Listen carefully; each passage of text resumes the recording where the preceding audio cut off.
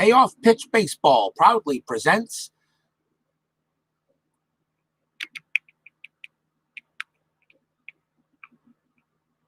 the 1994 season restart. Today, live from Kauffman Stadium, it's the Baltimore Orioles versus the Kansas City Royals.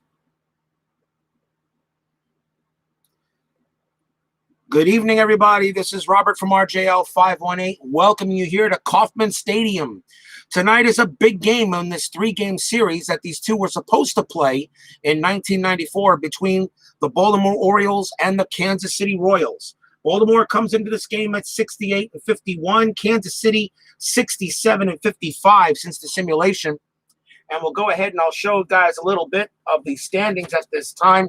And there's Steeler fan. Hey, welcome aboard. I'm glad you're the first one to join us. And Tribe fan joins us as well today. So welcome to the ballpark here at Kauffman Stadium to take a look at the standings right now in the American League. You see Baltimore has gone 5-2 in simulation and play, where Kansas City has gone 3-4.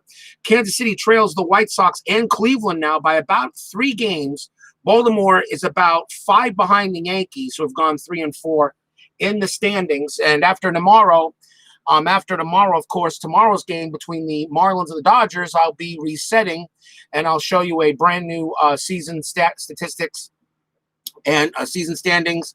They'll be posted, of course, next week's schedule for this action. Before I actually get into this game, I want to say something. I have reached 100 subscribers for the first time ever. I want to say thank you to everybody out there that has decided to join and watch some of these games that I've been playing. Thank you, of course, to the fans that are in the stands right now. Steeler fan 1933, Tribe fan 879. Of course, thank you to the people that probably might show up or might not show up later. Al, Red Sox fan, who in my opinion gave me the real gumption to go ahead and do this. ID Jester, who actually told me that by his reviews, is the one that pretty showed me that Payoff Pitch Baseball was the way to go with the card quality and the gameplay. Sports Time Machine for his excellent rendition of ball games. Bleacher Bums Gaming, who also shows me how to play Payoff Pitch. Thank you, Cards and Dice TV. Tony, his friendship has been outstanding. He knows his stuff, baseball through and through.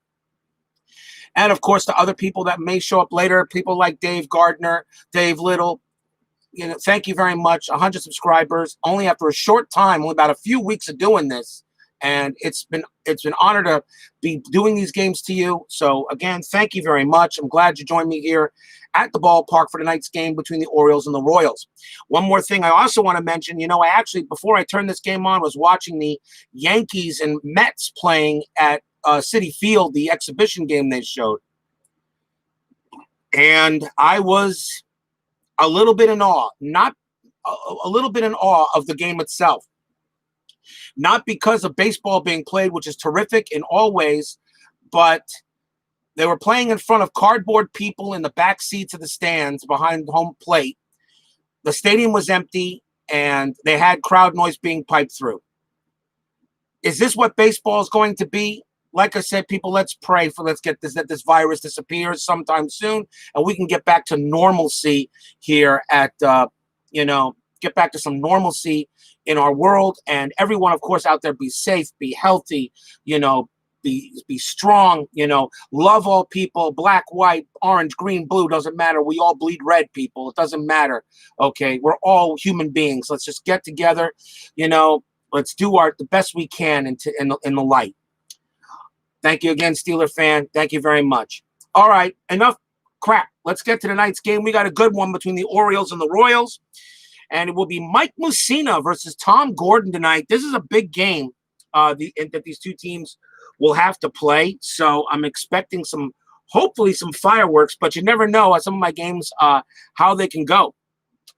We're back here at Kauffman Stadium again. Let's take a look at the starting lineup for the Baltimore Orioles, who are the visitors tonight. We got Brady Anderson batting first, Mike Devereaux batting second, Rafael Palmeiro will bat third, Harold Baines will bat fourth, Cal Ripken fifth, Leo Gomez will bat sixth, Chris Hoyles will bat seventh, Mark McLemore bats eighth, and Jack Voigt will bat ninth. And the designated hitter for the Baltimore Orioles tonight is Harold Baines.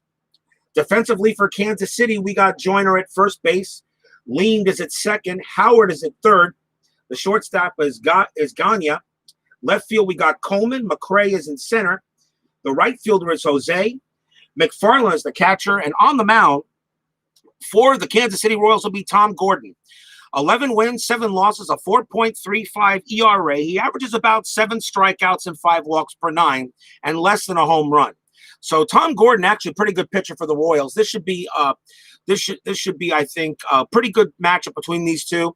We got a number of Hall of Famers playing tonight. So let's see, and maybe a couple that should be. Let's go to the top of the first inning. Baltimore will bat first, and leading off for the Baltimore Orioles will be Brady Anderson.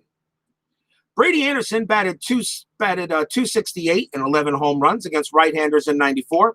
Tom Gordon is, of course, a righty. Both Mussina and Gordon are righties.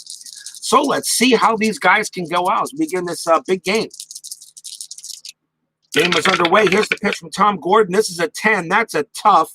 That's a 73, and that's going to be a fly ball to center field. Getting under that one will be McRae, and he will make the catch for the first out.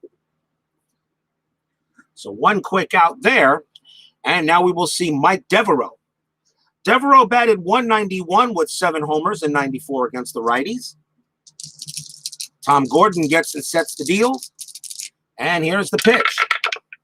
And that is a 5. That's a tough. That's a 40, and that is a strikeout. As Devereaux will go ahead and be punched out for out number 2.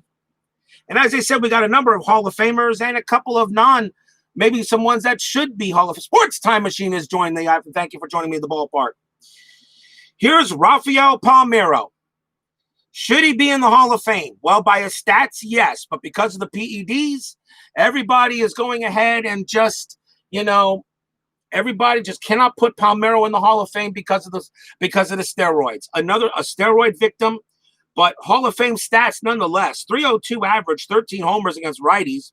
He was 30 years old here, Palmeiro, here in 94. So this Baltimore's team this Orioles team was pretty stocked. A lot of people said this could have been the team that maybe could have represented the American League in the World Series, along, of course, with the Yankees and the Indians. And yes, Sports Time Machine, you are one of the reasons why that's happened. Thank you very much, as all of you are. Here's the pitch to Palmeiro, and this is an 8. That's a tough. It's an 0-1, and that is a swing and a miss, as Palmeiro will go down on strikes. And a quick 1-2-3 inning for Tom Gordon. So nothing doing there on the top of the first. Let's take a look at the bottom of the first. Starting lineup for Kansas City. We got Vince Coleman batting first. Brian McRae batting second. Wally Joyner will bat third. Bob Hamelin, the designated hitter, will bat fourth. Mike McFarland will bat fifth. Felix Jose bat sixth. Greg Gagne will bat seventh. Jose Lean will bat 8th, and David Howard is batting 9th. Defensively for Baltimore, we got Palmeiro at first base. McLemore is at second. Gomez is at third. The shortstop, of course, is Cal Ripken. In left field is Anderson. Devereaux is in center field. The right fielder is Voit. Hoyles is behind the plate. And on the mound for the Baltimore Orioles, Hall of Famer Mike Mussina. I don't know. Did Mike Mussina have better years with the Yankees, or did he have better years with the Orioles? According to Baseball Ref, he had better years with Baltimore, but he was a monster also when he was with the Yankees later. The thing about Mike Mussina, if I'm correct, the thing about Mike Mussina, he doesn't win a title. That's the thing. He has no championship on his list. Mike Mussina averaged five strikeouts, 2 walks, and a homer per 9 innings. So we go to the bottom of the first inning, and leading off for Kansas City will be Vince Coleman. Yep, only 21 season with the Yankees, exactly.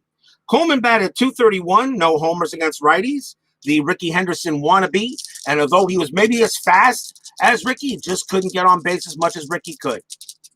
Here's the pitch to Coleman.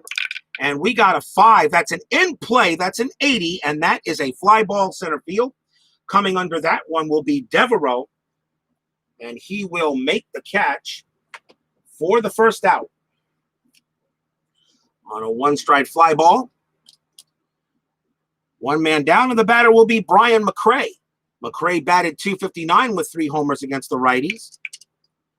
Mike Mussina, as I said, gave up the occasional home, gives up 1 home run per 9 innings. As you see, his wheelhouse at 2 and 12. Kauffman Stadium, however, is definitely a pitcher's park. 1 to 27 right-handed, 1 to 22 left-handed wheelhouse at Kauffman Stadium. This is a pitcher's park in 94. Here's the pitch to McRae, and that is a 7. That's an in play. That's an 82. That's another fly ball to center field. Devereaux will get under that one as well for the second out. And that will be Wally Joyner's turn to come at bat. Wally Joyner, .314, 7 homers against righties. Wally Joyner, again, as I always mention, every time this guy gets up to the plate, always wonder what would have happened if he did not get the staph infection in the '86 ALCS against the Red Sox. We got 2 outs. Here's the pitch to Joyner. And that is an 11. That's a defense, a 73. That won't matter where it goes. That won't matter where it goes. That is a error charge going to the shortstop. But Ripken, his error rating was a in that year his error rating was an F. But with a 73, it won't matter. Ripken makes a great play. He will throw to first and retire the side. As the error rating for Kauffman Stadium is actually pretty low. So a nice grounder to short, and that ends the inning. So nothing for the Royals. And so 3 in the books, and we got no score. As we go to the top of the second inning, in this big game between Baltimore and Kansas City, and leading off for the Orioles will be Harold Baines. Harold Baines batted .316 and 15 home runs for the 94 Orioles against righties. Why is Harold Baines in the Hall of Fame? I know a lot of people might crucify me for saying that, but I'm sorry. You put Keith Hernandez in the Hall of Fame before you put this guy in, all right? You'll take a look at the records, and you'll see Keith was a much better ball player, all right? Had more awards than Harold Baines. Why is he in the Hall? I don't know. I mean, what was his lifetime average? 270-something? Keith Hernandez was higher. He was on championship teams. Really? I mean, sorry. Harold Baines, Hall of the Very Good, no doubt. Hall of Fame, I have my doubts. Here's the pitch from Gordon to Baines. We got a 7. That's a patient. It's a 38. And Baines is going to make me eat those words as he goes ahead and slaps a single into right center field. Okay, Harold, I guess you heard me on that one. Harold Baines is DHing. He will hold it first. He has no steal rating, has no jump. So he's not going to go ahead and he will not steal. So he will hold it first. So Harold Baines makes me eat those words a little. Now here's a guy that definitely belongs in who is in the Hall of Fame, and that is Cal Ripken. Batted .305 with 11 home runs in 1994. Cal Ripken, what a guy. I just finished watching baseball's seasons 1983 when Cal Ripken gets his only championship with the Orioles. All those years, and Ripken only gets a title in only his second year with Baltimore, a full-time year, and that's the only championship Cal Ripken wins. Baines on it first. There's the pitch to Cal from Gordon. This is a 3. That's going to be an in play. That is a 19, and Cal Ripken's going to get himself a single. Let's see what we get. It's a line drive into center field. The runner on first advances 1 base. Baines will go to second, and he will hold. His run rating is a 6. So just like that, Baltimore has runners at first and second and nobody out.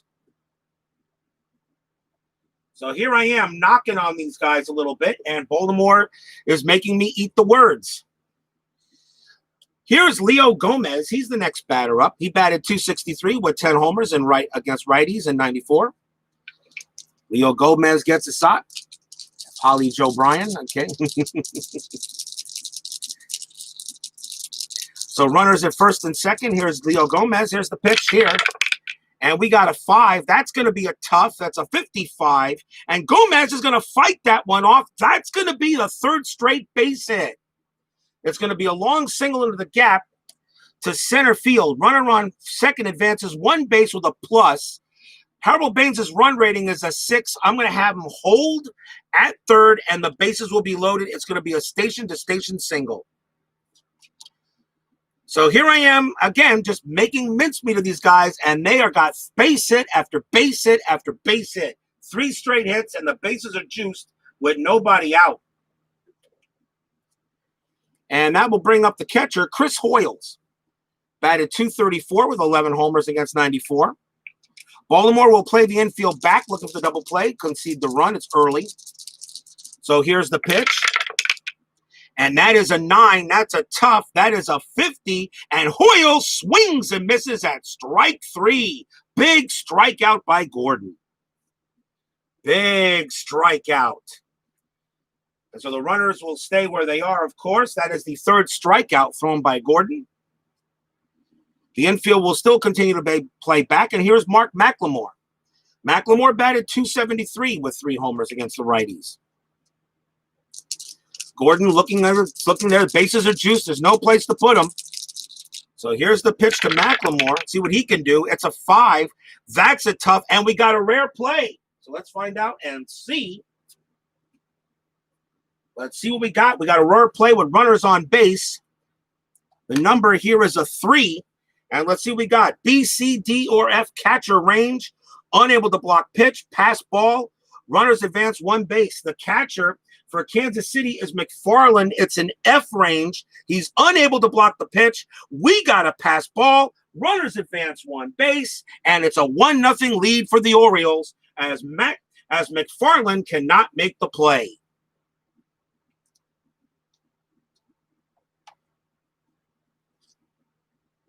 So Baines will come in on the pass ball, and Ripken and Gomez will go to 2nd and 3rd respectively. Pass ball for Baines. He comes in. That is a pass ball. That's a tough way to give up a quick run, as Kansas City's McFarland couldn't make the play. His range is an F, so there was almost no way he could do that. So now runners at 2nd and 3rd and still 1 out. McLemore is the batter, and now you got, what do you do here? Do you put him on base and maybe pitch to Voit? Voit, however, actually hits better, so against the righty. So they're going to pitch to McLemore, but now the infield's going to play in. So here's the pitch to McLemore on an infield in. So 11, that's a defense. It's an 18. Oh, boy. It's an 18, and this is going to be a range check to the shortstop, and that is Gagne. His range is a B. It's an 18, and he will not get there. That is going to be a base hit for the Baltimore Orioles.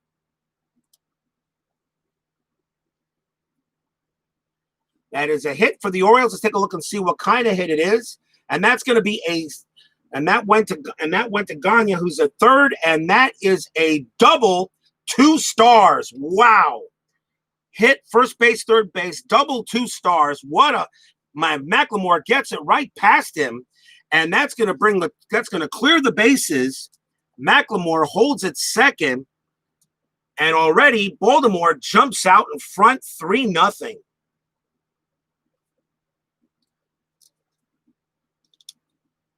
A bases clearing double by McLemore.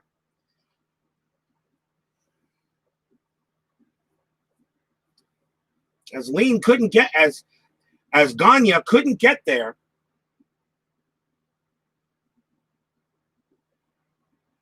And it's a 3-0 lead already for Baltimore.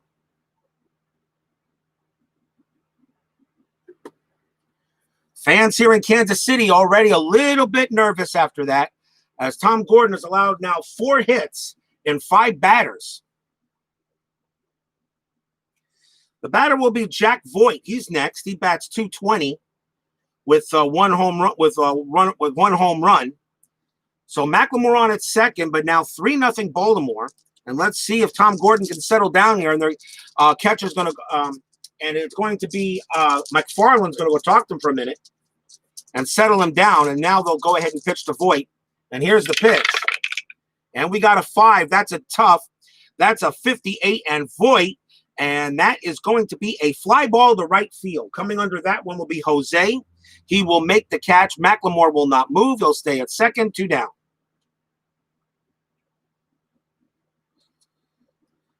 Two outs, and the batter will be Anderson. Anderson flew out his last time up.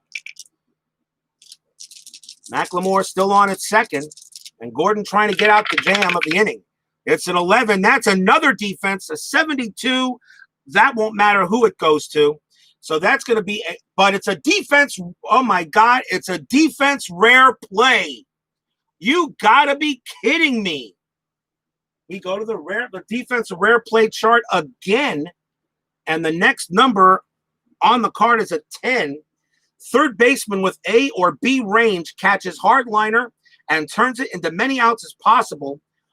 All other batters out, all other positions equals a single. Third baseman with A or B range. The third baseman for Kansas City is Howard. He cannot make the catch. It's a single 1 star.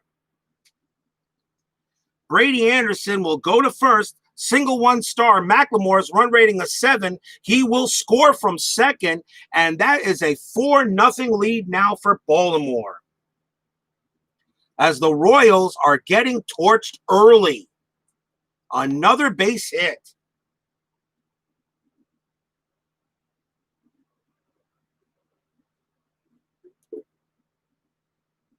And Tom Gordon definitely not getting it done today so far, as the Orioles are showing how good their team is.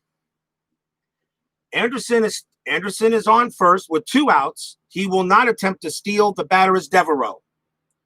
Devereaux struck out his last time up. A rare play, which would have been an out, okay, if it was just normal, but a rare play comes up by the fact card and turns into a single. Here's the pitch to Devereaux, and it's a 7. That's a patient. It's a 91, and this time they will get out of the inning. It's a ground ball to short. Coming over this one is Gagne. He throws to second, covering, and the Royals finally get out of the inning. Oh, my. And fans here in a little bit of a shell shock.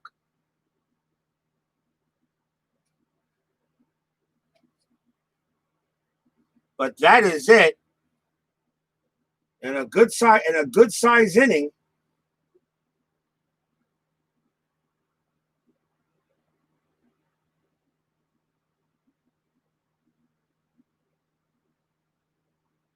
For Baltimore.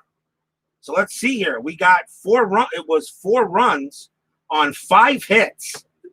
There were no errors. We go to the bottom half of inning number 2. The Orioles already out to a 4-0 lead on Kansas City.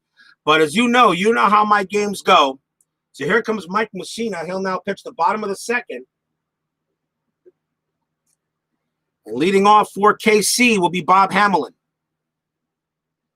I know, right? Well, who knows? We know what happened last night, don't we? We all know what happened between the Expos and the Astros, but we'll see happens here. Here's the Hamelin batting .287 with 24 homers against right-handers. He's the designated hitter for Kansas City. We'll see if the Royals can get any back. And that is a wheelhouse crack.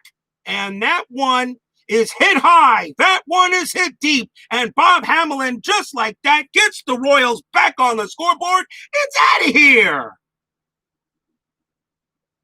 A wheelhouse from Mussina serves up a meatball. Bob Hamelin, home run versus right-handed pitching is an 0-5. There, and he hit this one into the upper deck.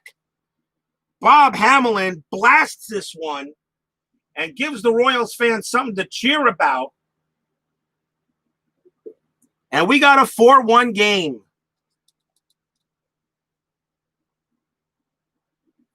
Bob Hamelin, solo home run right off of Mussina. As I said, he gives up 1 home run per 9 innings. That could be the one. And that's an average. Yes, I know, Steeler fan. It was a tough loss, but we got more. We're a lot more time. You're going to see your Astros a number more times as we get into the pennant race. Here's Mike McFarland. He's the next batter for Kansas City, batting .252 with 11 homers against right-handers. So Mike Mussina will try to shake off the home run here in the bottom of the second. Here's the pitch. It's a 7. That's an in play. McFarland's going to belt this one also into right center field. That's going to go all the way and bounce off the base of the wall. McFarland's going to go for 2. He'll make it there standing up easy. And just like Tom Gordon gives up hit after hit to Baltimore, Mike Mussina gives up a home run and now a double to McFarland.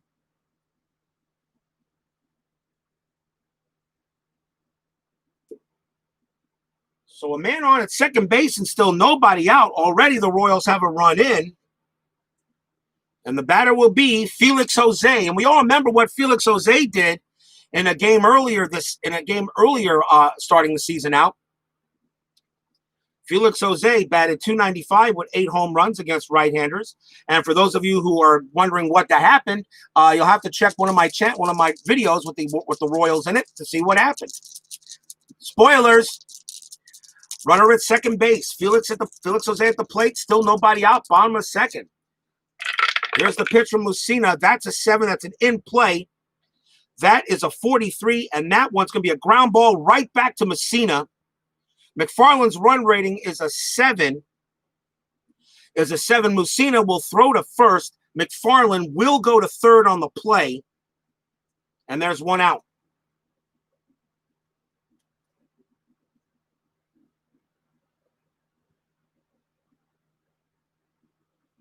Mussina makes a nice play, throws to first to get the out, but McFarland will go to third, and there's one down.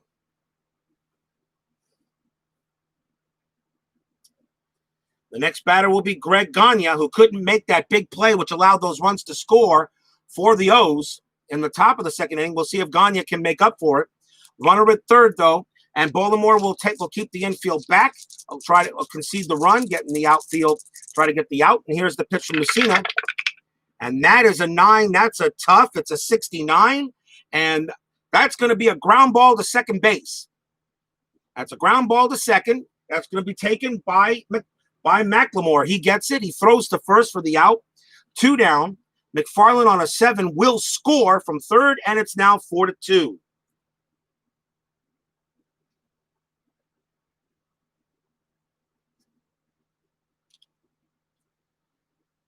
So the Orioles get 4 runs in the top of the second, but Kansas City gets 2 right back to cut the lead in half.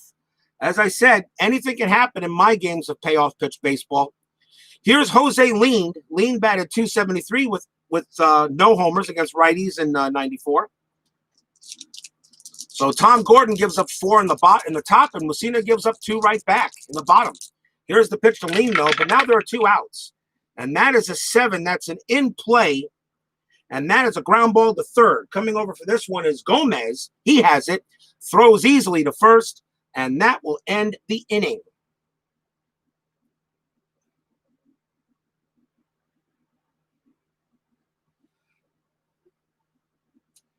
But the Royals pick up 2 runs on 2 hits. And 2 innings in the books. The Orioles lead the Royals 4-2. Something tells me we're going to be in for some sort of game. As we go to the top of the third. Out comes Tom Gordon. And leading off for Baltimore will be Mike Devereaux. Remember, this is our first look at the Orioles. We've not played them yet. And we'll have our first look at 2 new teams tomorrow, as the Marlins will be at Dodger Stadium taking on the Dodgers. We've not done those 2, so they will get their time in the sun. Mike Devereaux struck out his last time up. Here's the pitch from Gordon. That's a 5. That's a tough. That's an 0-9. And Devereaux is caught looking at strike 3. Expecting a slider, got a curveball, and Devereaux's got to go back to the dugout, wondering if he should have taken a swing. That's his second. He struck out second time. And the batter now will be Palmeiro. He struck out his last time at bat. 1 man out. Tom Gordon trying to keep it a 4-2 game. Here's the pitch. That's a 4. That's ballpark 27, and that's going to be in play. And that's going to be a 48 on Palmeiro's card, and that is a ground ball right to first. A nice play by Joyner. He takes it. He'll throw to Tom Gordon covering, and that's the second out. As a 27 with a left-handed batter is in play, and the 48 on Palmeiro is just a little grounder to first. And we got 2 down. And that will bring up Harold Baines. Baines singled his last time up and scored.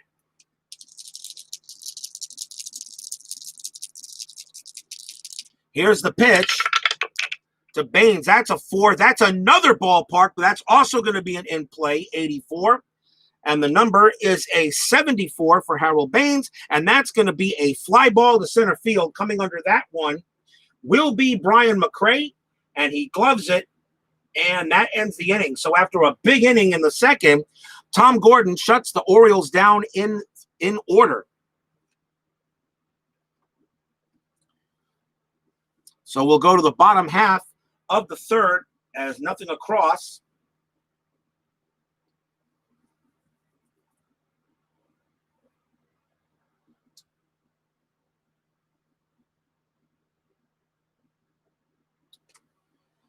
Bottom of the third inning, so Mike Mussina toes the rubber again. And leading off for Kansas City will be David Howard. Howard against the righties, 235 with a homer in 94. He's a switch hitter. And Howard is at third base for Kansas City tonight. Here's the pitch from Mussina. And we got a 7. That's an in play, and that's an 8. And that is definitely going to be a base hit for David Howard. He gets himself a single.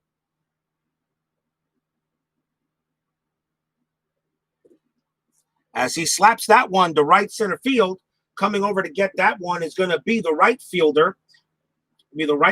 Voigt. He throws it in, but Howard is safe at first. An opening single for the Royals. These two are rated A, both have A ratings in the ratings for the 1994 quick results chart for a reason. These two teams were pretty darn good. Steal rating of 5, though. Howard will not run. And we bring the top of the batting order now in Vince Coleman. Vince Coleman flew out his last time up. Here's the pitch from Mussina. And that is an 8. That's a tough 95. And that's going to be a fly ball to left. Anderson will get under that one. And he puts it away. And that is out number 1. Here's McRae. McRae flew out to center his last time up. He's 0 for 1. Royals are an A. Yeah. On the quick results chart, Royals are an A. And this is according to Joe Bryan. So I'm now going with his thing now. So we go with this. They are an A rating according to his quick results charts. Joe Bryan has now done a quick results chart for every single season. He did send me to proofread to proofread what he did. I asked him to make a few changes, not to his ratings, but to the layout of the chart to make it easier to read. So here's the pitch to McRae. And that is going to be an in play. That's a 17, and that's going to be a base hit for Brian McRae. That's going to be a single. It's a long single into the gap in center field. Runner on first advances 1 base. Howard will hold at second with 1 out. And McRae gets a base hit. Runners at first and second with an out. As I said, I think we're in for an offensive game. Here's Joyner. Joyner grounded out his last time up. He's 0 for 1.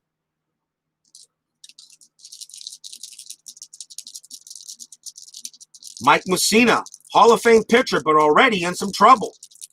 His ERA for 1994 was 3.06, and he's already allowed 2 runs in this game. Let's see what we get from here. Here's the pitch of Joyner, and it's a wheelhouse crack. That one is hit high. That one is hit deep, and that one is out of here. Kansas City takes the lead on a Wally Joyner blast into left center field, and the fans are out of their seats. A wheelhouse 12 and an 0-3 versus righties, and Wally Joyner just blows this one out of here. He crushed it. That wound up pretty much very close to the fountain. Oh, my.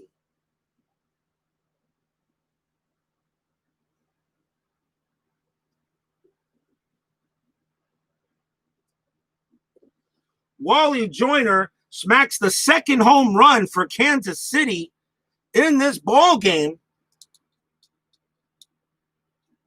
And just like that, we have a 5-4 game, and we're only in the bottom of the third. Good thing I made all those extra numbers, for the scoreboard. I think I have a funny feeling I'm going to need them. But we shall see. And coach goes out to talk to Mike Mussina for a moment. And there's still only one out in this inning. Royals 5, Orioles 4 already, and we're only in the third. And the batter is Bob Hamelin, who went ahead and hit the home run to start this off in the last inning. 1 for 1. How many games do they trail Chicago or Cleveland? At the moment, according to the stats as we speak, Kansas City is 67-55. Cleveland actually with a record of 70-50, and the White Sox are 70-51. Cleveland actually leads the division really by a half game because of the extra game played by the White Sox. So if that's the case, then 70 minus 67 is 3. And Kansas City has played 2 more games. So Kansas City is actually behind by 4 because you add a half a game. When you're the team getting extra games, you add half a game to the team getting it. If you're trailing a team that's played more games, you subtract a half game. So Kansas City is actually 4 games behind the Indians, who right now actually hold a half game lead over the White Sox because the White Sox have played 1 extra game and Cleveland is not. Now, of course, the schedule that I'm doing, all right, at the end of the season, it's still a possibility there could be games that were left unplayed. I will make sure that all 162 games will be played if there are games that decide a wild card spot or a division championship. If I have to play a couple extra games, I will before we go to the AL and American National League wild card series. Here's Bob Hamelin. I hope that clears that up. I hope it does because it confused me. Here's Hamelin, homered his last time up. Here's the pitch. That's a 6. That's a patient. That's a 38, and Bob Hamelin is going to draw a walk, so he will reach base for the second time tonight. As it looks like no pitcher right now really has it. As Hamelin's on first now. And that will bring up McFarland. And McFarland doubled his last time up. Hamelin on at first, not stealing. Here's the pitch. And that is an 8. That's a tough. It's a 20, and McFarland does go down on strikes for out number 2. As Mussina gets the K. And now here's Jose. Jose grounded back to the pitcher his last time up. Hamelin on first. Mike Mussina trying to get out this inning now. And that is a 5. That's in play. 0-4. Base hit. Felix Jose. And that's going to be a double. And with a run rating of 7, Hamelin will come all the way from first to score. I don't have to draw a card for that. Jose goes to second. He will hold. Hamelin is in there. 6-4, Kansas City. Are you kidding me already? Where's my Royals fan? What's his name? D. Scott. I'm surprised he's not watching this. He'd be going nuts right now watching this game. Hopefully he gets in here and sees this.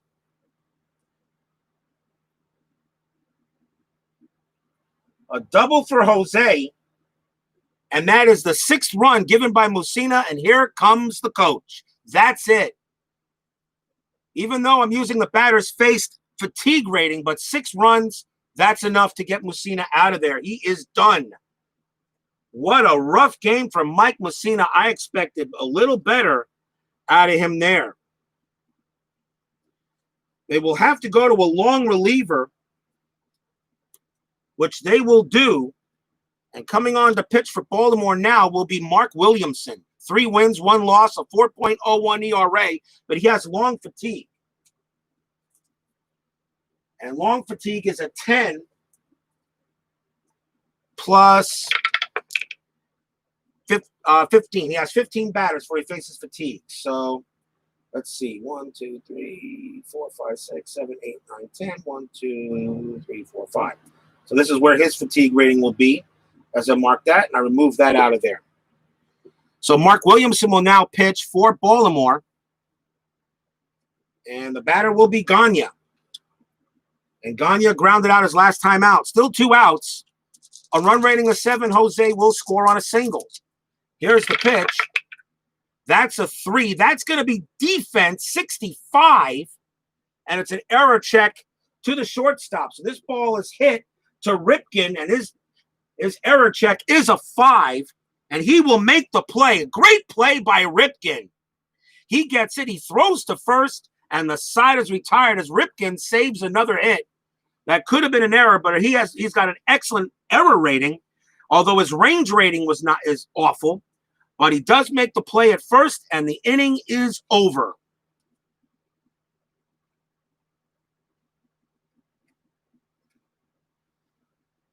On a grounder to short. But the Royals pick up 4 runs on 4 hits. And 3 are in the books. It's already Royals 6, Orioles 4. And someone here needs to take a commercial break. And I think that's going to be me. Be right back in a moment, people. Stay put. We got ourselves a heck of a game coming up.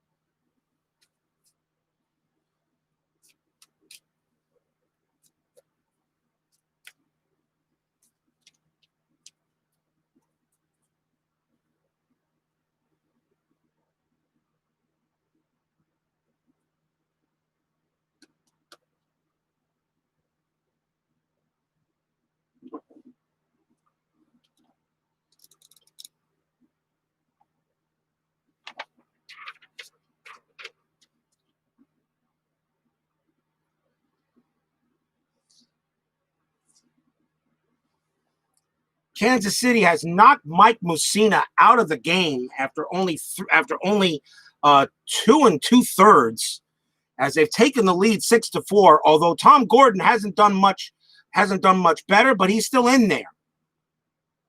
As we go to the top of the 4th inning here for Baltimore, you don't think these two teams want to win this series? It's a big series between these two. Leading off for Baltimore will be Cal Ripken. And he singled his last time up. He's 1 for 1. So we go to the top of the 4th. As fans here are already being treated to an offensive explosion. And it's an 8. It's an 0-5. And Ripken's going to go down on strikes. As Gordon gets him to bite at the fastball, the high heater. And it was just too fast for Ripken there. And that's 1 out. Here's Leo Gomez. Gomez singled his last time up. He's 1 for 1.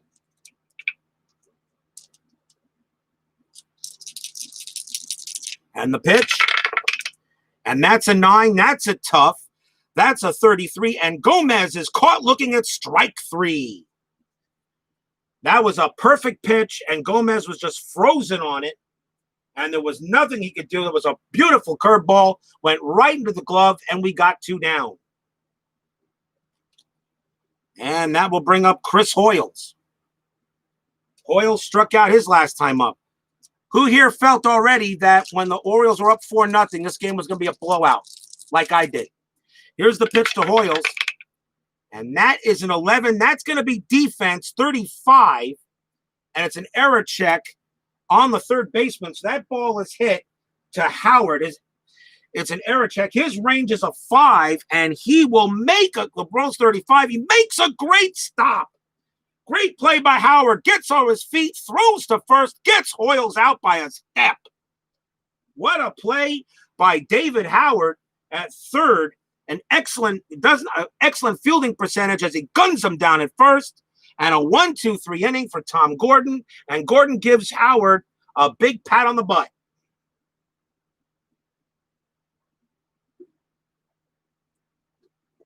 1-2-3 inning for the Royals, or Baltimore. We'll go to the bottom half of the fourth. And Mark Williamson will come out and pitch his next inning. Although, as I said, I'm using the fatigue rules, the batter's face optional rule that's available. And here's Jose Lean for Kansas City. Lean struck out his last time up. He's 0 for 1.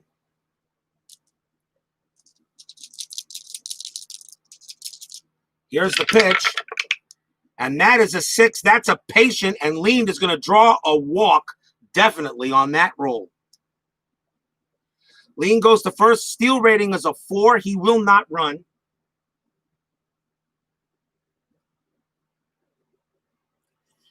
And now Kansas City sending up David Howard. Howard may have to make a great play. He singled his last time up, and a great play in the fourth got Kansas City out the inning.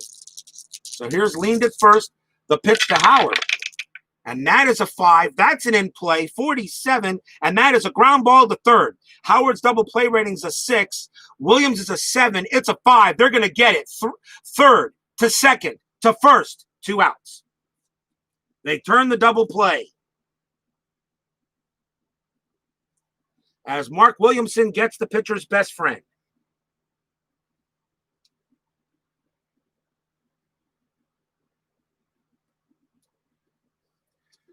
Top of the batting order for KC, here's Coleman. Coleman flew out twice. He's 0 for 2. Here's the pitch from Williamson.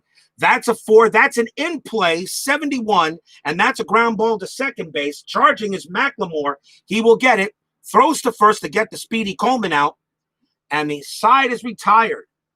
So it looked like that Kansas City was going to go ahead. Not Coleman, I'm sorry. I'm talking Coleman. McLemore. McLemore makes the play, and that ends the inning. So a ground ball to second base either way. Doesn't matter. Sometimes you look at these score sheets and you forget who's up. 4 innings in the books. It's still a 6-4 Kansas City lead. We go to the top of the 5th. Remember, we'll have the 10-minute ticker at the 7th inning stretch to see how the rest of the league does. I actually made up a new schedule sheet for next week to make it easier for me to do the ticker and include scores. But you will not see that until next week because I'm still using the rest of the main sheet I was using. So here's Tom Gordon to pitch for Kansas City at the top of the 5th. Who leads off? Oh, yeah, McLemore. McLemore leads off. He got a double his last time up. He's 1 for 1. So here's the pitch from Gordon. And that is an 8. That's a tough 13. He struck him out. 1 down. And fans in Kansas City who were in a state of shock after the end of the second inning are now rising to the occasion. Here's Voit. Voit singled his last time up. He's 1 for 1.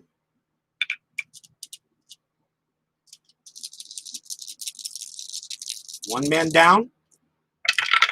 Pitch to Voit. That's an 8. That's a tough 0-4. And that is a strikeout. 2 down. As Tom Gordon looks like he's settled down since giving up the 4 runs. That's his 4th strikeout of the last 5 batters.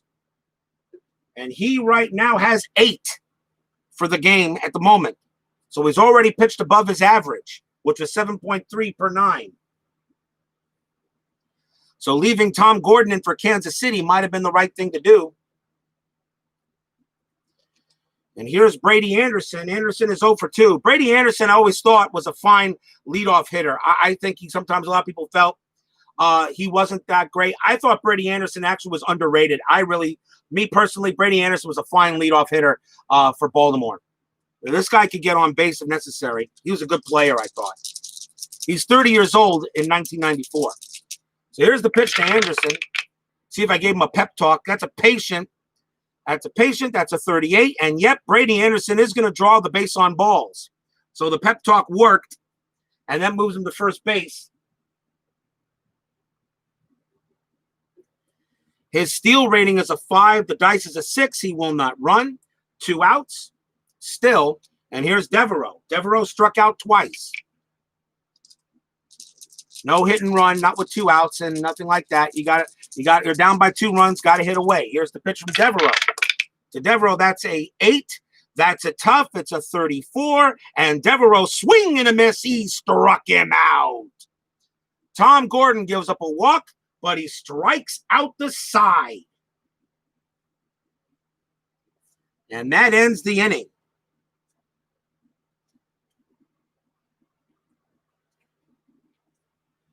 Fans give Gordon a pretty good ovation. As we go to the bottom half of the 5th, Williamson comes on to pitch for Baltimore. He still has a number of batters he can go with no issue. Leading off for the Royals will be Brian McRae. McRae is 1 for 2. And here's the pitch from Williamson. And that is a 4. That's an in-play, 93. And that's a fly ball to straightaway left field. Getting under that one is Brady Anderson. He will make the catch for the first out.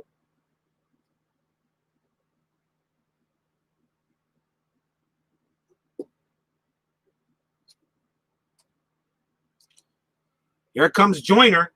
Joyner hit a home run his last time up. It was a big 3-run blast. And I still think they're looking for that ball. Bears Den is joining us. How you doing there, Bears Den? Welcome to Kauffman Stadium. You've already missed some fireworks. We got a big 6-4 Royals lead here in the bottom of the 5th. Joyner blasted a 3-run homer. Let's see if he can do it again. Here's the pitch from Williamson. That's a 4. That's an in-play. That's a 56. And that one's a ground ball to third. Coming over to get it is Gomez. He throws to first for the second out. 2 down now. And that will bring up Bob Hamlin. And Double D is into the building. Yay! I love it. Bob Hamlin homered in the 2nd inning. And he is 1 for 1. He walked his last time up. So 2 outs here. And now Hamlin the batter. Double D on the deck. Double D on deck. Here's the pitch from Hamlin. And that is a 5. That's an in-play in 86. And that's a ground ball to second base. Charging on it is McLemore. He will throw to first and retire the side. So Williamson does another nice job of keeping the Royals off the base pads as Kansas City knocked Mike Mussina out of the game a couple innings ago. An inning ago, really. So Mike Mussina was ineffective. Tom Gordon looked like he was going to be ineffective, but he has since settled down. As Baltimore got out to a 4-0 lead, and then Kansas City stormed right back and scored 6. 5 in the books. It's still Royals 6, Orioles 4. We go to the top of the 6th inning.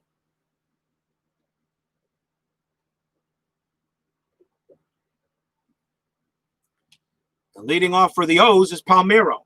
Palmeiro is 0 for 2. Hope everyone is safe and healthy today. Maybe some of you are watching some exhibition baseball like I was before I started playing. I was watching the Mets-Yankees. Cardboard people in the stands. Sound being piped into the speakers. No fans in the stands. I guess this is baseball for now. It's going to take me a little while to get used to that. But maybe when this virus finally gets done, maybe we'll get back to normal. Here's the pitch to Palmeiro from Gordon to start the 6th. It's an 8. That's a tough, and that is a strikeout. As Palmeiro was not finding his way. And right now, Tom Gordon, who usually averages 7 strikeouts per 9 innings, now has himself, I believe, a full 10. That's his 10th strikeout by Gordon. So after giving up 4 runs, Tom Gordon has definitely settled down. Here's Harold Baines. Yep, I know Jester's streams are so much fun to watch since he's now doing wargaming. Such a change of pace. He is just amazing at what he does. Here's Baines. Baines is 1 for 2. The pitch from Gordon, 7. That's a patient. It's a 62, and that's a ground ball to short. Coming over for it is Gagne. He has it. He throws to first for the 2nd out. It's almost like Kansas City spotted Baltimore. Here's 4 runs. Now we'll show you how we play baseball here in Kauffman Stadium. I don't know. But still, lots of baseball left to play. Here's Cal. Cal singled and struck out. He's 1 for 2. Here's the pitch. And that's a 5. That's a tough 46. And that is a ground ball right to first. It's chopped over to Joyner. He has it. He will take this one himself, tag the bag, and another 1-2-3 inning for Tom Gordon. In the 2nd inning, Gordon couldn't do anything wrong. Now he can't do anything wrong. Bottom of the 6th coming up, 6-4, still Royals lead.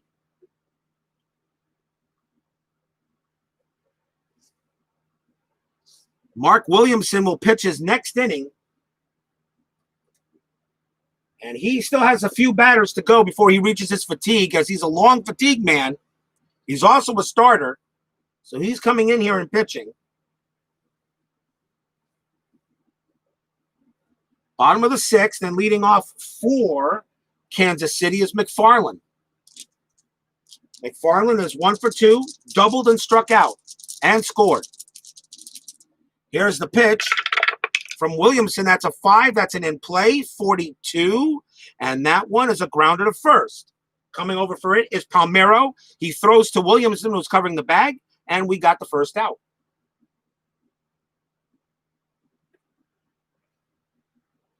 Pretty much all pitchers have kind of calmed down since the explosive innings in this game so far. Here's Felix Jose. Jose doubled his last time up. He's 1 for 2. Pitch from Williamson.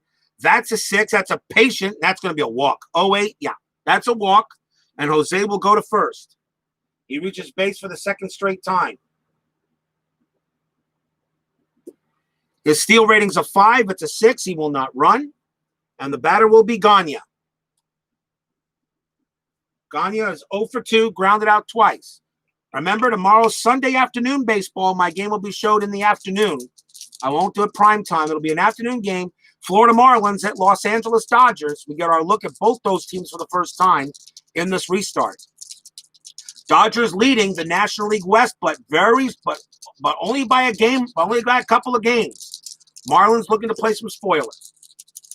1 out, runner on first, the pitch to Gagne.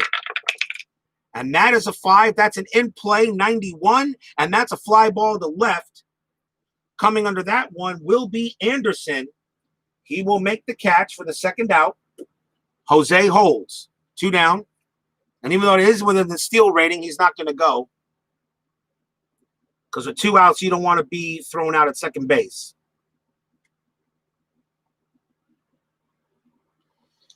Here's Jose Leaned.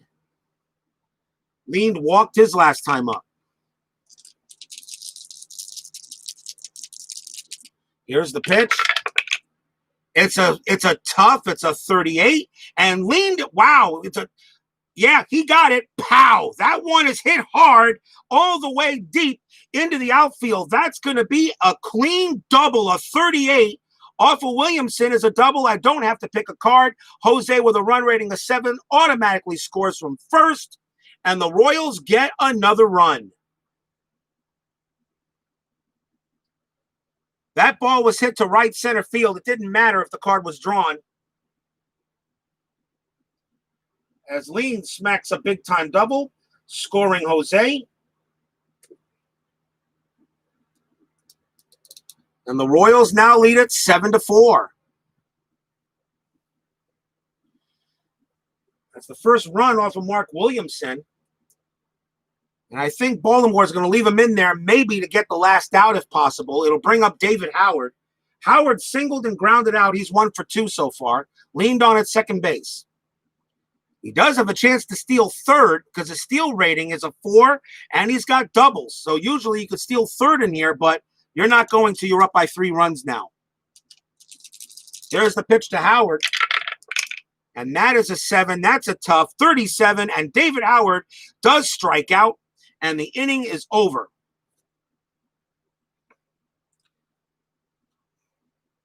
The fans here, however, give the Royals something to cheer. Give them a big cheer as the Royals pick up a run on 1 hit. 1 man left stranded. And 6 are in the books. It's now a 7-4 Kansas City lead. Coming out to pitch is Tom Gordon. That's going to be Williamson's last inning anyway after that. I'm going to take him out of the game. And we'll see who Baltimore brings in the bottom of the set in the bottom of the 7th. Top of the 7th inning, Tom Gordon will pitch. Leading off for Baltimore is Leo Gomez. That's okay, Double D. I said maybe the last live stream you get to see for a while. That's all right. Remember, I'll just watch them. Just watch them and know that everyone that comes to comes to the ballpark for a game, I thank every one of you. As I said, I've reached 100 subscribers because of all you guys. Again, thank you very much. I'm not really looking to be as big as everyone else. I'm just having fun. So here's Gomez leading off here at the top of the 7th. Tom Gordon looking for another good inning since the 4th. Since the 2nd, he's really calmed down. Here's the pitch to Gomez. We'll see if it lasts. It's a 9. That's a tough. That's a 26, and that does last. That's a strikeout. Another strikeout for Gordon. That is strikeout number 11. I don't know what Kansas City's manager said to him, but whatever it was, it worked. 1 out. Here's Chris Hoyles for the Orioles. He's 0 for 2.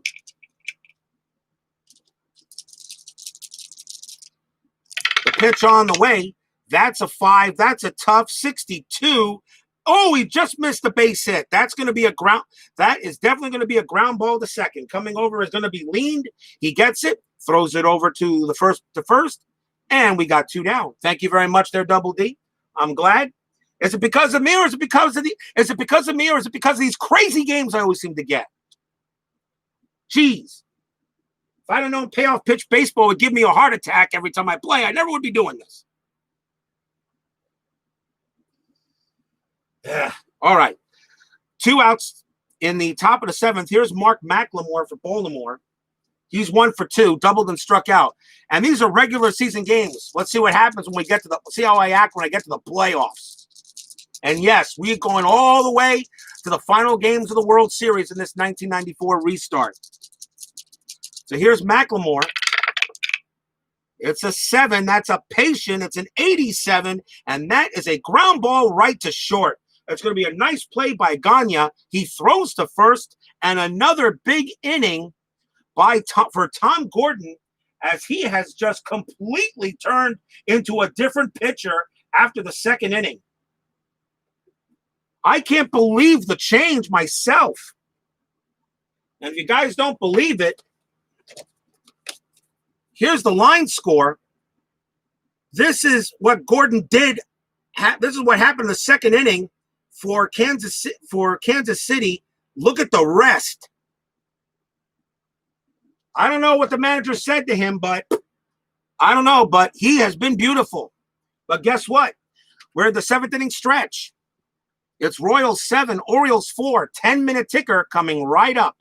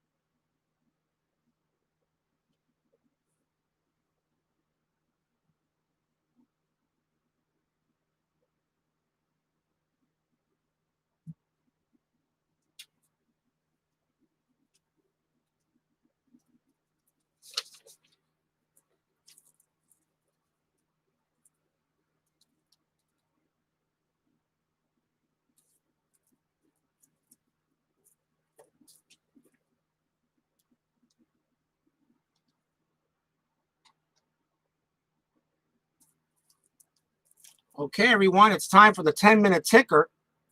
So let's see exactly what's going to happen. Now, these are the new 1994 season quick results. These were made by Joe Bryan at Payoff Pitch. So these are his ratings, and I will go with them since they're his. These are not completely, yeah, I know, right, Double D? Yeah, I know, right? Your Cubs, yeah, fortunately, your Cubs aren't going to make the playoffs. I doubt it. Don't feel bad. My Mets aren't going to do it either. But this is not official yet. I asked him to make a few changes to the format, not to his ratings. It's a little bit difficult. He needs to put these in alphabetical order and needs to bring the grades over here and move this stuff over there. And he needs to alphabetize these instead of F, D, C, B, A. They need to be A, B, C, D, F. That's what I told him. I said so. I told him that on Friday. I think he's off on the weekends. So let's see what happens now in your 10-minute ticker for Saturday, August 20. Baltimore at Kansas City, we already are playing today. So let's see what we got California, Minnesota. California is a F, and Minnesota is a C. So let's roll, see what we get here. It's a 6 versus a C, and that is a win for Minnesota. They win this game. They win this game 10-9 in a close one. So Minnesota wins that game 10-9. The White Sox and the Blue Jays. Chicago White Sox are an A. Toronto is a C. And that is a 3. And against the C, the White Sox do win that game. They win it 5-1. So a win for the White Sox on the road. Detroit at Boston. The Tigers are a C. The Red Sox are a C. Detroit's the visiting team. And that is a 5. And against the C, Detroit does beat the Red Sox. So they get a win. Yankees and the Rangers. This is an important game for Baltimore. Actually, it's an important game for everybody to see what happens. Yankees, of course, are an A. And Texas Texas is a D. And that is a 4. The Yankees, I believe, do get that. They do. They win. They win that game 6-1, so a win for the Yankees. Oakland and Milwaukee. The American League West was so bad that year that all 4 teams are actually still in it. Oakland is a D, Milwaukee, and the Brewers are a C. Let's see. Oakland, a D. They go see a 2-6. It's an 8. The Brewers get that win over Oakland. Tough loss for the Athletics. Here's Seattle at Cleveland. Seattle is a D, playing the Indians. So Tribe fan, let's see what happens. Tribe fan, let's see how your Indians do. A game against Seattle. Seattle is a D. Cleveland is an A. That's a 7. And an A. And yes, nope, it's against. Wait a minute, hold on. Seattle is a D. Cleveland's an A. We go to A. It's a 7. And yes, the Indians win this game. So Cleveland gets a big win. So now they need Kansas City to lose. We now go to the National League. The Cubs and the Mets. The Cubs are rated a C. The Mets are also rated the Cubs are a D. The Mets are a C. So let's see. And the Cubs are the visiting team. So let's see what happens here. That's a 2. I think that's a win for the Cubs no matter what. They're a D. Mets are a C. Yes, Chicago does get the win. So a win for the Chicago Cubs at Shea Stadium. The Marlins and the Dodgers. The Marlins are a C, and the Dodgers are a C. Marlins are the visitor, and that's a 6. And the Marlins get a win over the Dodgers. Another win as Florida beat them yesterday. So that's a big win for the Marlins. Now Montreal at Houston. Now here's your Astros. After that tough loss yesterday, we'll see what happens. Montreal is an A, and Houston is an A. So we go with this chart here. And the roll is a 7, and that is a win for the Expos. 6-4 over Houston. Montreal gets the win there. Philadelphia, Colorado. The Phillies. Philadelphia is a C, and Colorado is a D. So we go with this one right here. That is a 7 for Philadelphia, and that is a win for the Phillies. Philadelphia gets the win. Pittsburgh at San Francisco. Pittsburgh is a C, and San Francisco was a C. So we go with this here. That is an 11, and that's a win for the Pirates. That's a tough loss for San Francisco as they're chasing the Dodgers. They couldn't get a win on. They couldn't gain a game on LA because they lost to the Marlins, which means the Dodgers will be trying to salvage one game against the Marlins and Dodger Stadium. Finally, St. Louis at Cincinnati. St. Louis is a C. The Reds are an A. So St. Louis is an A. So that goes against here. Right there, 3-6. And that is going to be a win for the Cardinals. They get the win, 3-6. They win that game 9-1. St. Louis gets a big win on the Reds. So Cincinnati does not gain a game on Houston. Well, Houston doesn't loot. They don't gain a game. They gain a game on Houston because Houston lost. So I'm sorry. Cincinnati lost and Houston lost. So they do not change positions. But that's what we got so far. And I'll show you standings, of course, tomorrow.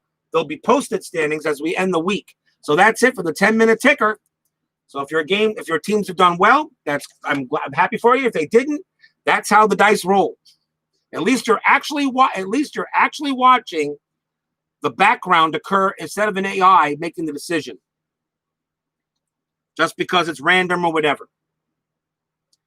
Where are we? Okay, bottom half of the 7th inning of this big game between Kansas City and Baltimore. 7-4 Royals. And it is Baltimore that needs a new pitcher, I see. So, and leading off for Kansas City will be Vince Coleman. And I think Baltimore is going to bring in a righty. And it looks like the game is not exactly over, but they need to try. They need to pitch well here. And they're going to bring in Mark Eichhorn will come in to pitch for the Orioles. Mark Eichhorn, one of their better pitchers. Baltimore bullpen, not bad. 6 wins, 5 losses, 2.15 ERA for Mark Eichhorn. Short fielding rating, so short fatigue, so it's going to be a 6 + 2, so he will have an 8 fatigue rating. So 1, 2, 3, 4, 5, 6, 7, 8. This will be the new fatigue rating for Mark Eichhorn as he'll face 8 batters before possible fatigue. So here's Vince Coleman for Kansas City. He's 0 for 3. In the bottom half of the 7th inning. Here's the pitch. That's a 5. That's an in play. That's a 50. And that's a ground ball hit to third. Coming over to make that one is Gomez. He throws to first, and there's one down. So Coleman is now 0 for 4. He's had a rough night. Here's Brian McRae. McRae, however, is 1 for 3. He singled and flew out twice. Here's the pitch from Eichhorn. And that is an 8. That's in play. 98 easy. Fly ball to left field. Anderson goes ahead, pulls out a pack of gum, puts the gum in his mouth, and chews it, puts his glove out, blop, and the ball just falls in there. 2 outs.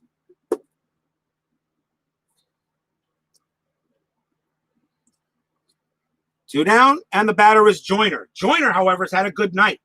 He belted a home run in the third, And it was a 3-run blast for Wally Joyner. He is 1 for 3. That's what a lot of people are saying. I got a couple out there. Cards and Dice doesn't like the 10-minute ticker, but that's all right. I like doing it because I want you guys to see the background. I want you to see there's no cheating. This is the dice rolling completely. Nothing computerized. Everything is run by these things. Except maybe some decisions I make. Some of them have been good. Some of them have been bad. Here's the pitch to Joyner. And that is a 5. That's an in play, 53. And that's a ground ball to third. Coming over for that is Gomez. He has it. And he throws to first. And it's a 1-2-3 inning for Mark Eichhorn. So the Orioles get the job done in this inning. And it looks like the game has calmed down a little bit. But you know how it can go. It's still a 7-4 Kansas City lead. We go to the top of the 8th inning. Tom Gordon had a rough second inning, but he has been awesome the rest of the game, and they will let him pitch the 8th, as he has not raced his batters faced yet. So here comes Tom Gordon to pitch the 8th inning. Leading off for Baltimore will be Jack Voigt.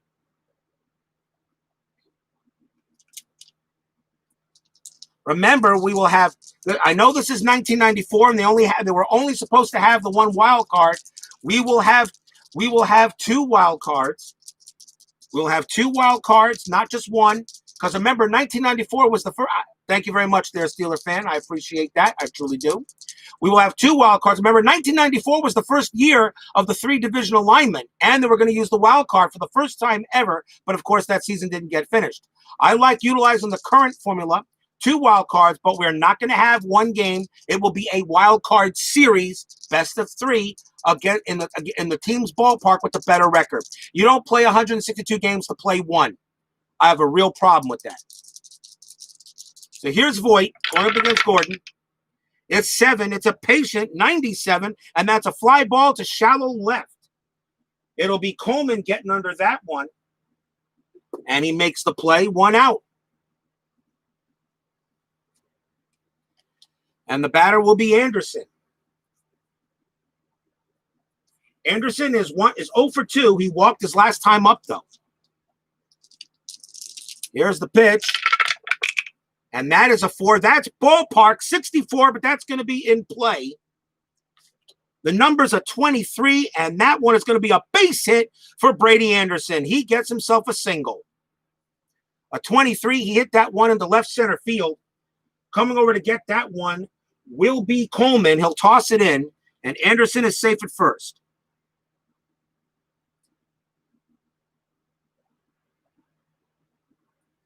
And I'd like to point out that is the first base hit given up by Tom Gordon since the second. He has pitched 5 innings of scoreless ball since then. Brady's Anderson on at first. A steal ratings of 5. He's an A. You're down by 3 runs. Do you steal? Tom Gordon's hold rating is a 10. Oh boy, he is pretty easy to steal on. But I think you're down. But I think you're down by 3 runs. I think you're down by 3 runs. You don't steal. They'll keep Brady Anderson at first. You're not going to steal when you're down by 3. So here's Mike Devereaux. He'll bat for Baltimore. He has struck out 3 times. A hit and run, however, might be a good idea. And that's what we are going to do. So we're going to do a hit and run.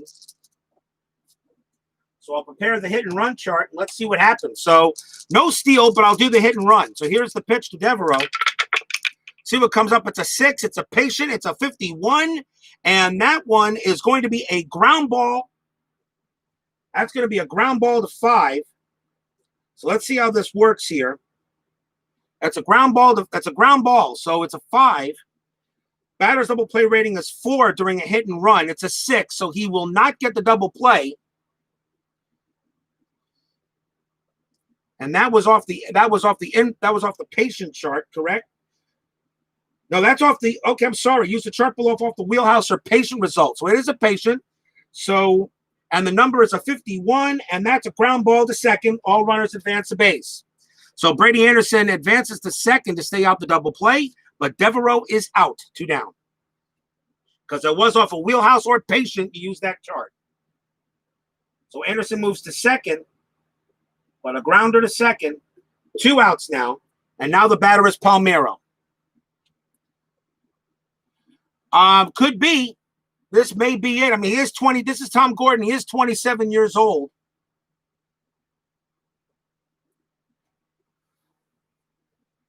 And don't worry about the weather, people. Even if we're playing this series in, I mean, remember, this is July. So I'll be done with the regular season at the end of August. So September, I'll be playing the playoffs, I'm sure. Brady Anderson on second base, but now 2 outs. Here's the pitch to Palmeiro. Palmeiro is 0 for 3. And it's an 8. That's a tough. It's a 38. And Palmeiro, pow. Oh, boy, he hits this one hard. That's going to go all the way out into right center field. That's going to clip the bottom of the wall. That is a 38 on a tough, and that is a double for Rafael Palmeiro. Brady Anderson will score. I do not have to draw the card. And the Orioles score their first run since the second inning on a big double by Palmeiro. It's now 7-5. And the batter now is Harold Baines.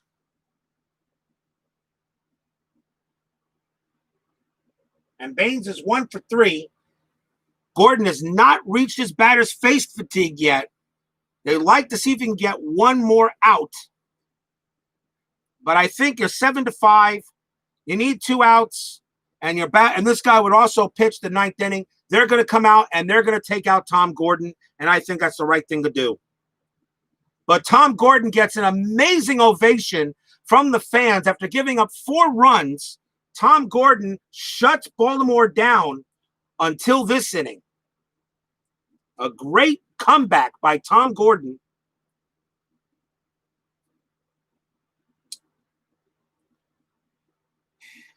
Harold Baines is the batter, and they're going to bring in a lefty to pitch to him. It'll be Billy Brewer. Billy Brewer, 4 wins, a loss, a 2.56 ERA, and that makes a big difference to Harold Baines, as Harold Baines bats only 176 against lefties. Harold Baines is the designated hitter. Now the question is, do I make a change at DH? A change in DH to pinch hit for Harold Baines in this case. I'll check Baltimore's bench and see if they want to do anything. And they do have some batters.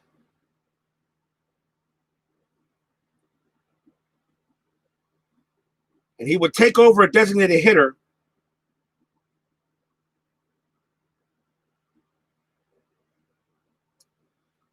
And Baltimore will do just that. So Harold Baines is going to come out. He will be pinch hit. And we'll have a new DH. As the DH will not go into the field.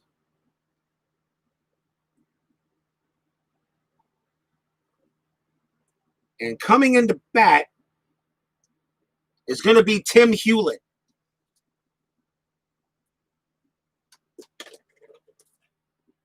So Baines is out. Hewlett is in. And he will take over a designated hitter. Tim Hewlett against lefties batted .313 with a home run.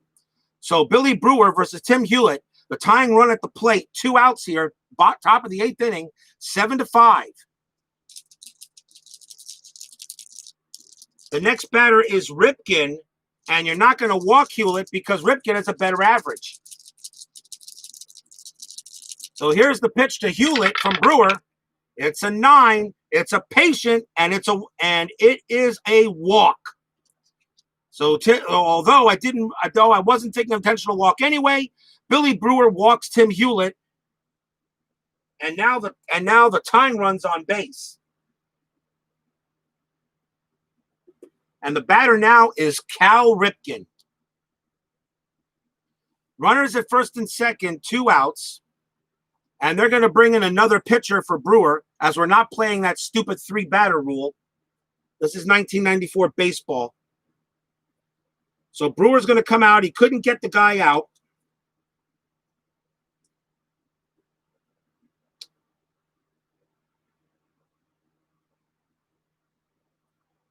And they're going to ask Jeff Montgomery to come in and make a 4-out save. I got to remember, this is 94 baseball. So here comes Jeff Montgomery for Kansas City. 2 wins, 3 losses, 4.03 ERA. And they're going to ask him to make a 4-out save. But first, he's got to get Cal Ripken out, though. 2 outs.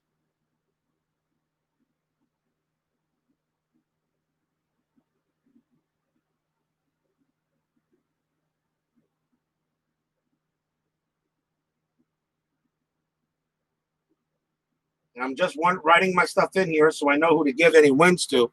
So here's Ripken, Hall of Famer, Iron Man.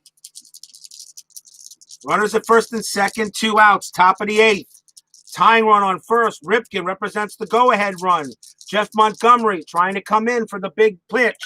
Here it is. It's a 9. It's a tough. It's a 79. He'll get out of it. A fly ball to center field. Coming over it is Brian McRae. He will make the catch. And the inning is over as Jeff Montgomery gets Cal Ripken. And although I didn't roll for the fatigue rating, but I'll do that now. And it's only a 7, so he got 7 batters faced. So I know when his fatigue will come for Montgomery. But the inning is over. The Orioles, though, do get a run.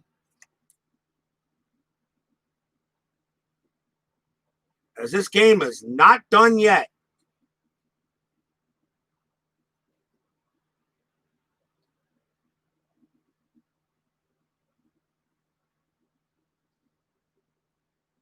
One run on 2 hits. We go to the bottom half of the 8th inning. Royals are leading 7-5. And here comes Mark Eichhorn. He will continue to pitch. And his fatigue level is down to, he can pitch for about 5 batters before I have to worry about him. So Mark Eichhorn will pitch for Baltimore in the bottom of the 8th inning to try to keep it a 7-5 game. Leading off for the Royals, though, is Bob Hamelin. And Hamelin is 1 for 2 with a walk.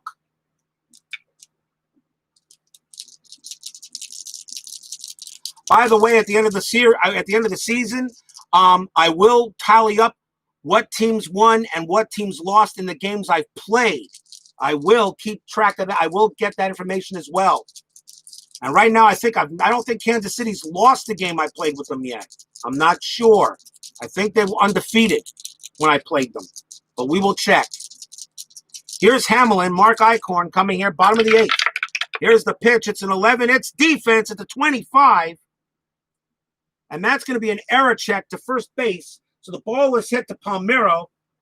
It's an error check. So Palmeiro's error rating is a 4. It's a 1-26. And he just dropped it. Wow. A 1-26. The roll's a 25. He drops it, and Hamelin's going to be safe at first on the error. E3. Oh, my. In Baltimore, I write an error here to let them know there was an error. And a huge error on Rafael Palmeiro, who couldn't make the play. His error rating's a 4, which is darn good, but he boots that one. And the Royals have a big run at first base. He's not a threat to steal. And the batter is McFarland. And McFarland is 1 for 3. No sacrifice, they'll hit away, and no hit and run. Here's the pitch from Eichhorn. And that's a 3. That's an in-play 71, and that's a fly ball to center. Devereaux will get under that one. And he takes out his wallet, gives a fan a dollar bill, puts out his glove, blop, and the ball just falls into it. 1 out, and Hamelin has to hold.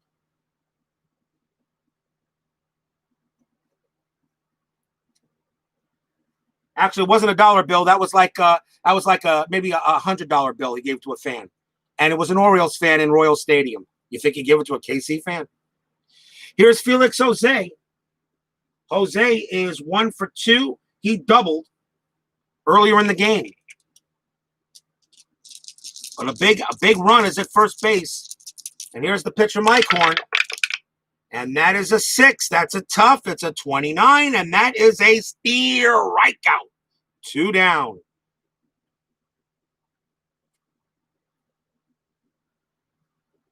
Eichhorn trying to keep it 7-5. And here's Greg Gagne. Gagne 0 for 3. Big run at first still. Eichhorn's pitch. That's an 11. That's another defense, but that won't matter. That's a 94. That's going to be good. That's going to be an error check. That ball was hit to second to McLemore. He has it. He has it, makes a nice play, throws to shortstop, covering second base, and the inning is over. A 94, there's no chance of an error on that here at Kauffman Stadium. So Mark Eichhorn keeps it a 2-run game.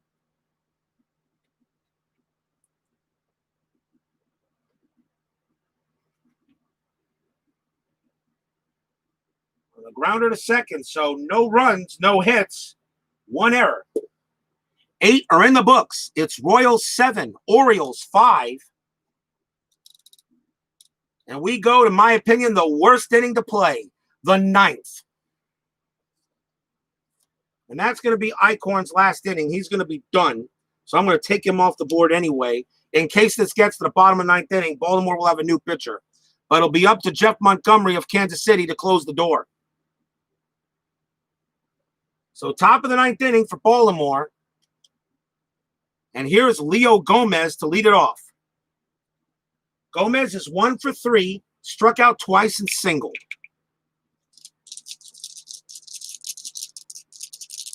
Top of the 9th inning, here's the pitch. And that is a 5. That's a tough. That's a 55. And Gomez is going to get a base hit.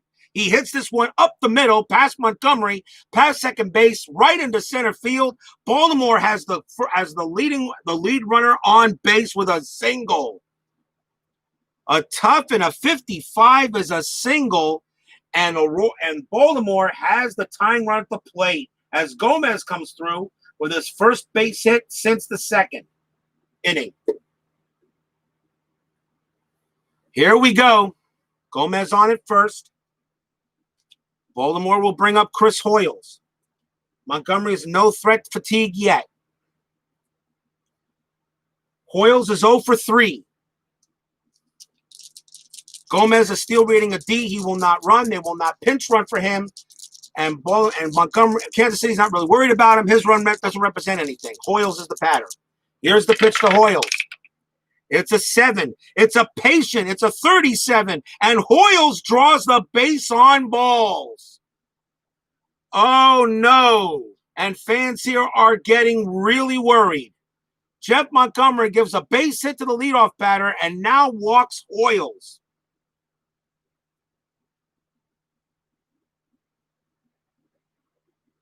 Runners at first and second. Nobody out here in the top of the 9th. And the batter is McLemore. McLemore doubled in the 2nd. He's 1 for 3.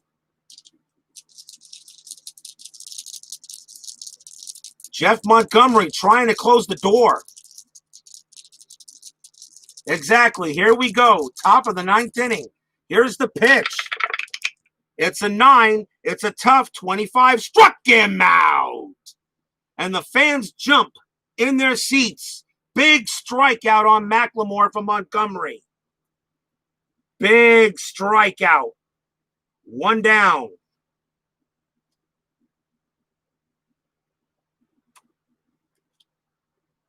And the batter will be Jack Voigt. Voigt is the right fielder. Baltimore, I'm going to look at Baltimore's bench here real quick.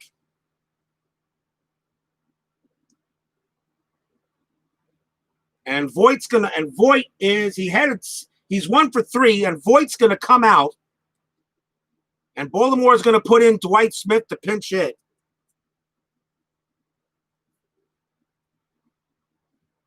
Dwight Smith will pinch hit. He bats .296 with 3 homers against lefties. So here's Dwight Smith for Baltimore as a pinch hitter. And he will take over in right field for Voigt if this gets any further. Runners at first and second. 1 out. Tying run at first. Go ahead run at the plate. Jeff Montgomery trying to close this game out. There is action. The Kansas City bullpen if Montgomery gets fatigued. Here's the pitch. It's a 12. It's a tough. It's an 87. And that is a ground ball to second base. Dwight Smith's double play rating's a 5. Montgomery's is a 10. It's a 12. It's a 12. They will get the out. That ball was hit to second base. They'll get the out at second. 2 outs. Gomez does go to third. I've been thinking of how to do with runners at first and second, how to get the lead runner out. Since this ball was hit to second base, I feel he would get the runner. Actually, no, he gets the runner at first base. So actually Hoyles goes. The runner is out at first. It's a 12 was rolled.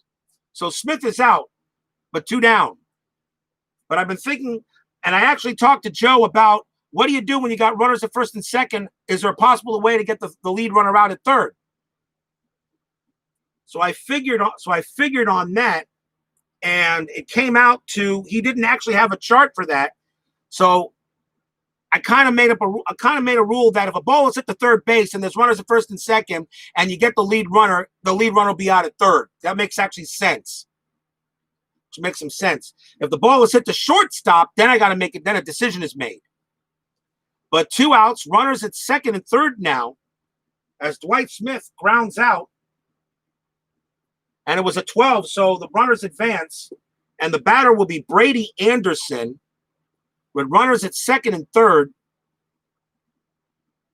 Anderson against right-handers is a 268. The guy after him, Devereaux, is 191. And they are going to walk Brady Anderson, load the bases, as it's an intentional walk. So play is at any base. There's 2 outs.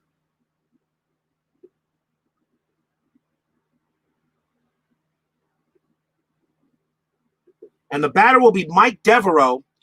And Devereaux bats 191. I know it's a nice homebrew. I was thinking about it. He says he is going to update his charts.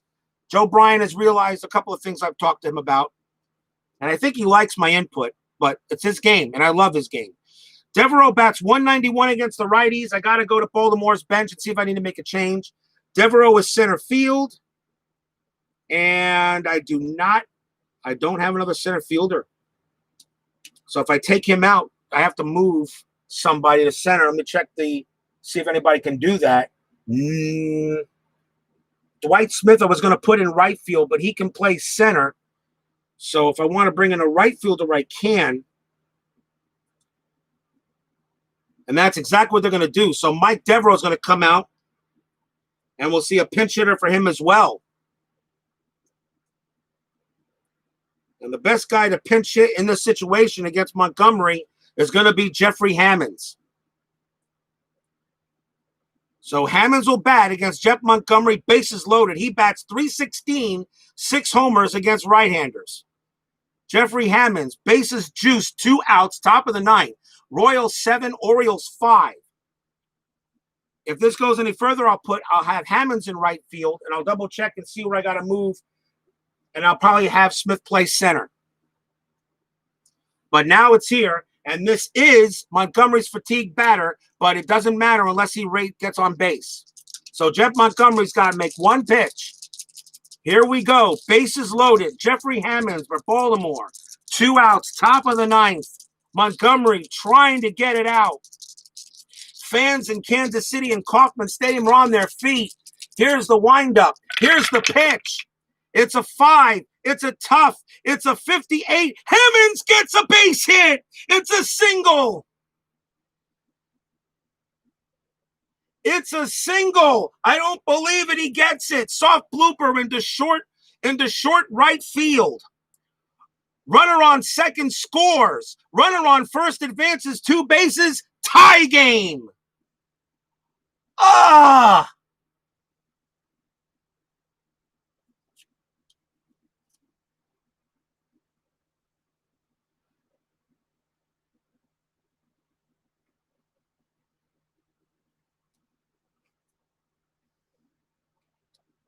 Anderson goes to third.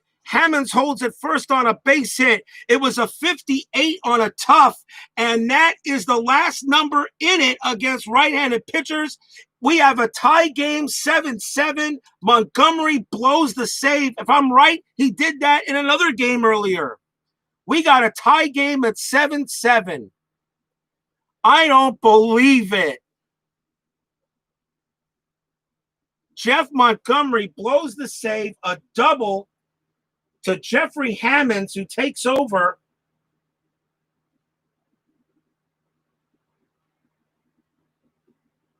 Gomez scores. Hoyle scores from second. Anderson is on third. That's going to be it for Montgomery, as he's done. And Kansas City can't believe it.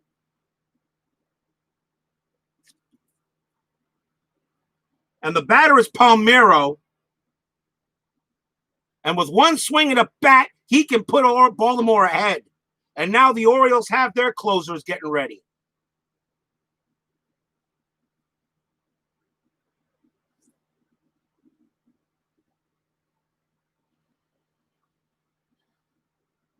Coming on to pitch for Kansas City will be Rusty Meacham. I can never have a regular game. Here's Rusty Meacham, 3 wins, 3 losses, 3.73 ERA. A tough on a 58 is rolled, and Hammonds, a 48-58 versus RHP is a single. And it was a soft blooper into short right field. Runner on second scores by the fact card. And we're tied at 7. Now Palmeiro, with a swing of the bat, can put the Orioles ahead. I don't believe it. Jeffrey Hammonds comes through, and it's like almost every time I choose a pinch hitter, he comes through. 2 outs. Rusty Meacham's got to bear down, get Palmeiro out. To the bottom of the 9th inning.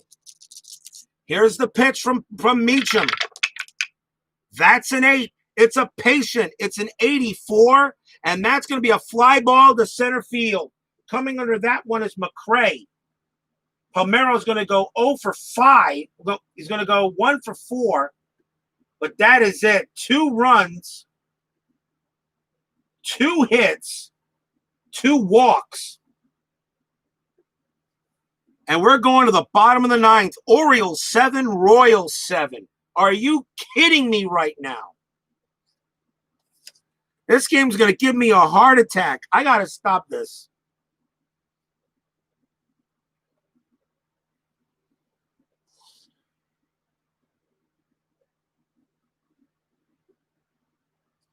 A great game pitched by Tom Gordon, and he doesn't get the decision as Montgomery blows the save.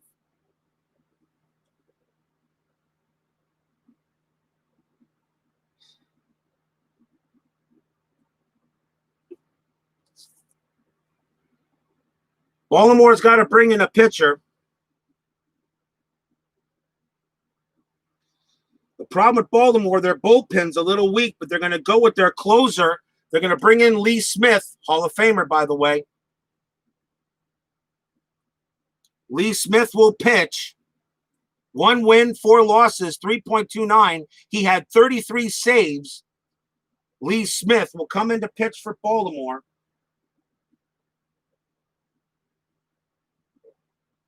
I cannot believe it. So let me check everything. So Tim Hewlett is the DH. So Jeffrey Hammonds will go into right field, and moving into center field will be Dwight.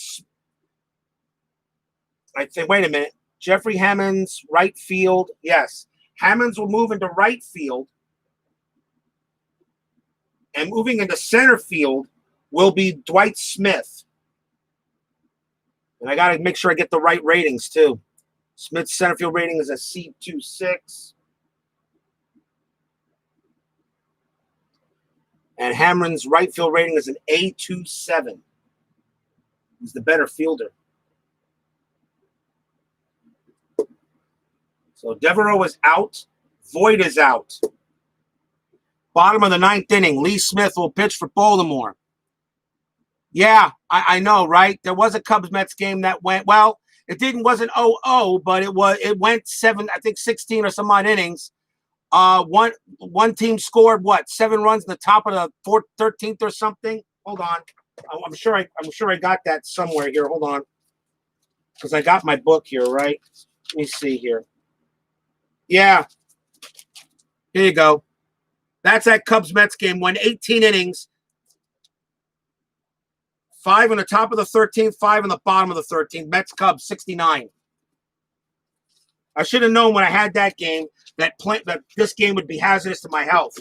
And I'm getting every one of his seasons. It won't matter what season I play. Bottom of the ninth inning, Orioles 7, Royals 7, and that's not the first time that happened at top of the ninth inning, because the Twins scored 7 runs in the top of the ninth inning in a 69 runner-up series against the Braves. So, go figure. So here's Lee Smith, bottom of the ninth inning, on a very disappointed Kansas City dugout. Here's Jose Lean. He will lead off for Kansas City.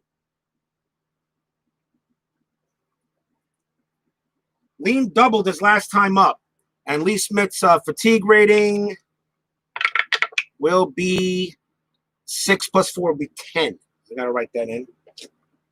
So 1, 2, 3, 4, 5, 6, 7, 8, 10. So here's Lean in the bottom half of the ninth inning. Here's the pitch. And that is an 8. That's a tough 94 fly ball left field. Anderson will get under that. He will make the catch, 1 out.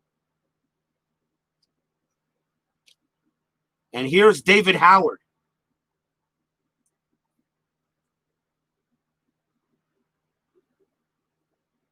Howard is 1 for 3. Here's the pitch to David Howard. That's an 11. That's a defense, 71. And let's see what that is. That is a error chance to third base. The ball is hit to Gomez. His error rating is a 5. No problem. He gets it. He throws to first for the second out. He does not make errors, or very rarely does. 2 down. An easy grounder to third. 2 men away. And here's Vince Coleman. Coleman is 0 for 4. Here's the pitch from Smith. It's a 4. It's a tough. It's a 70. And it's a ground ball to second base. Coming over for it is McLemore. Say it with me. Free baseball. Get your free baseball here. Free baseball. And his side is retired. We're going to extras. How many extra inning games have I done? Oh, my God. Nothing across as Lee Smith does the job.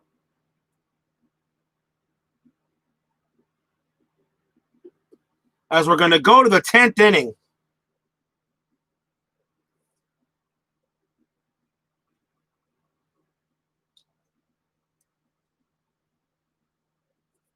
And I'm going to take a quick commercial break. Going into extras, Orioles 7, Royals 7. Be right back.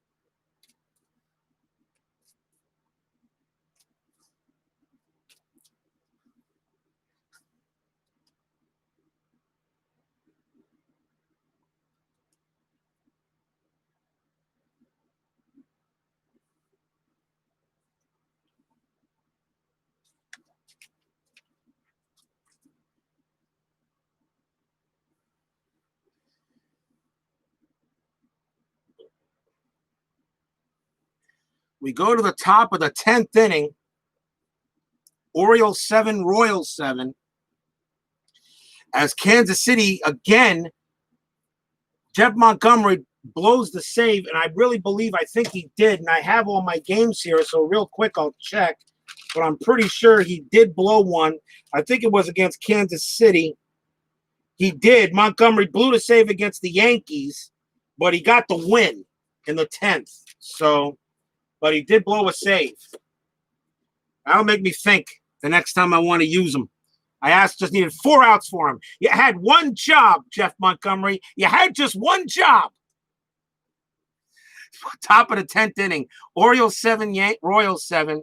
Rusty Meacham will continue to pitch for Kansas City, and I actually did not get his run, and it's going to be, and he pitched 1, so 1, 2, 3, 4, 5, 6, 7, 8, 9. So his fatigue will be here. So leading off for the Baltimore Orioles will be Tim Hewlett. Hewlett walked when I brought him in there to pinch hit. He's the DH. Yep, exactly. The pinch hit bomb off of Gerald Williams. Exactly. So here's Hewlett against Meacham. Top of the 10th. It's a 4. It's ballpark 92, but that's going to be in play. It's an 80, and that's going to be a fly ball to center field. Getting under that one will be McRae, 1 out. The batter will be Cal Ripken.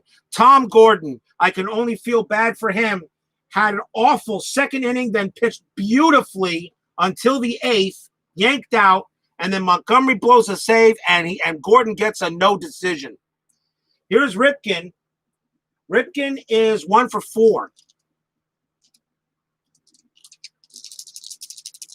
The pitch from Meacham, and that's defense, 93, that won't matter. The ball is hit to third base. It's a range play. It'll be a nice play by David Howard. A 93 is an easy out. He has it, throws to first, 2 down. I'll still draw the card, even though it doesn't. I draw the card to make sure where the ball went, even though I already know it's not going to matter. The highest defense is 56 to 99. Highest range is 69 to 99. So here's Leo Gomez. Gomez is 2 for 4, 2 singles and struck out twice. Here's the pitch from Meacham. That's a 10. That's in play, 74, and a fly ball to center field. McRae will get under this one as well. Can of corn, spits out his gum, reaches up, pop, and the ball just goes into his glove. Side retired. A 1-2-3 inning. Why couldn't have been that way in the 9th? But nope. The dice got to go ahead and torture me. No runs, no hits, no errors. We'll go to the bottom of the 10th. Here's Lee Smith trying to get, maybe now Lee Smith trying to get the win. In the bottom of the 10th inning.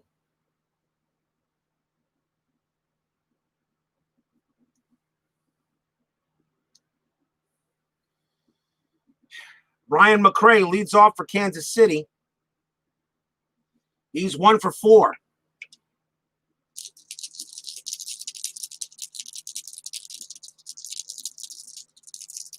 Here's the pitch. And that is a 5. That's a patient. It's a 27. Brian McRae, ball 4. Ball 4, and Brian McRae is on first. A leadoff walk. His steal rating's a 5, and he's got it. He's a B. Hoyles' arm is a 2. So a B2 would be a normal steal chance for Brian McRae if I send him. The next batter, however, is Joyner. And Joyner is very capable of sending one out of here. He did earlier. Do I send McRae on a steal? He does have the jump if I want him to. But it'd be a normal.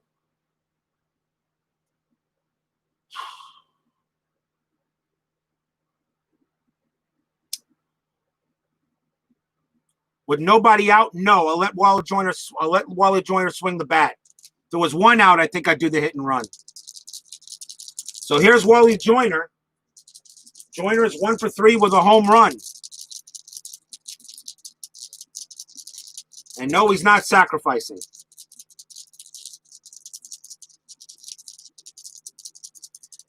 Here's the pitch to Joyner. And that's a foul ball. Strike one. Foul back to the screen. They'll do it again. The pitch again. That's a 10. It's a tough. It's a 95. And that's going to be a fly ball to right. Coming under this one is Hammonds. He makes the catch. 1 out.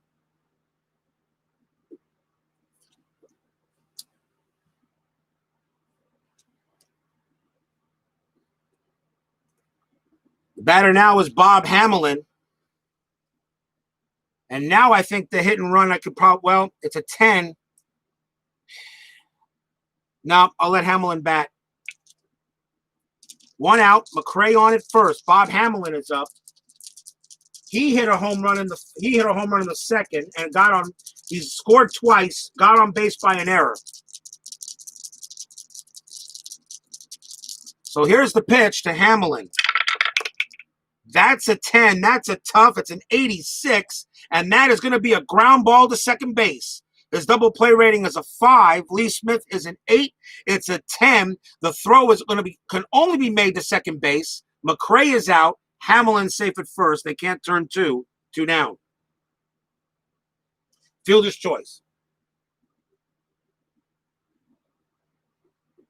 And the batter will be McFarland. With 2 outs, Hamelin will score on a double. Here's the pitch to McFarland. It's a 3. It's patient. 25, and it's ball 4. Lee Smith walks McFarland, and now a single will score Hamelin with 2 outs. And the batter is Felix Jose, who has come through before. He doubled today, struck out, walked, and grounded out. Felix Jose for Kansas City. Fans here at Kauffman Stadium want to see a big hit again. Lee Smith trying to get this game to the 11th. Here's the pitch. Here's the windup. Here's the pitch. It's a 9. It's ballpark. It's a 24. He's a switch hitter, so he'll be batting from the left. It's going to be an in. Oh, he just missed the wheelhouse. It's going to be an in play. And it's a 79. Fly ball center field. Getting under that one is going to be Dwight Smith. He will make the catch, and we're going to the 11th. He just missed it. He's a switch hitter. And that would have been wheelhouse, but even if it was wheelhouse, a 79 wouldn't have mattered. He wouldn't have gotten that ball in anyway.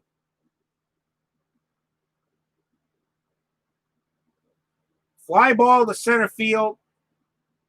No runs. 2 walks. No hits. Still tied at 7.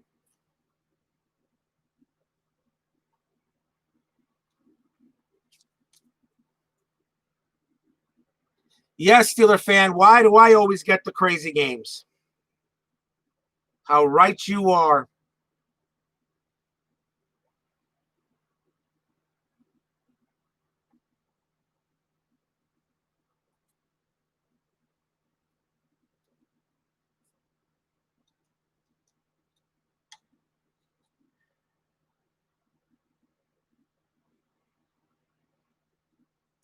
We go to the top of the 11th inning. Tied at 7 here between the Orioles and the Royals. Rusty Meacham, he can pitch to 5 batters before fatigue. Kansas City does have relievers getting warmed up here in the top of the 11th. Tied at 7. And leading off for Baltimore will be Chris Hoyles. Baltimore only has 1 player left on the bench, and that's Chris Sabo. Kansas City has nobody left on the bench. So who's batting? So who's on the field right now? That'll have to do. I've used Kansas City's entire bench. So here's Hoyles. Hoyles walked his last time up. This is the lineup for the Royals no matter how it goes. Here's the pitch. That's an 8. That's a patient, and it's a rare play. And I will utilize the new rare play chart that we have available. And this, what I have to do here is I have to re-roll these. But 4, 5, 45. It's a rare play. Batter drives ball off ankle of pitcher. Check injury for pitcher. Ball rolls on ground directly to first base. Batter out. So Hoyles is out. So there's one out. And I got to check and see if Rusty Meacham is hurt. His injury rating is normal. And I am playing with injuries. And let's see what it is. And it's a 42. And injured for remainder of the game. So Meacham is done. There are extra players. The one thing I like about Payoff Pitch, he gives you all the players that play for that season. So if there was an injury, I do replace. But he'll be out for the rest of the game. The next batter for Baltimore is going to be Mark McLemore. As Hoyles grounds out to the pitcher.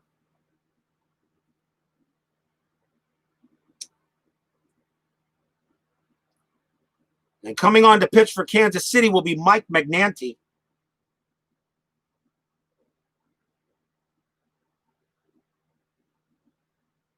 Magnanti is a short reliever. So it's 6 plus 1, so 7.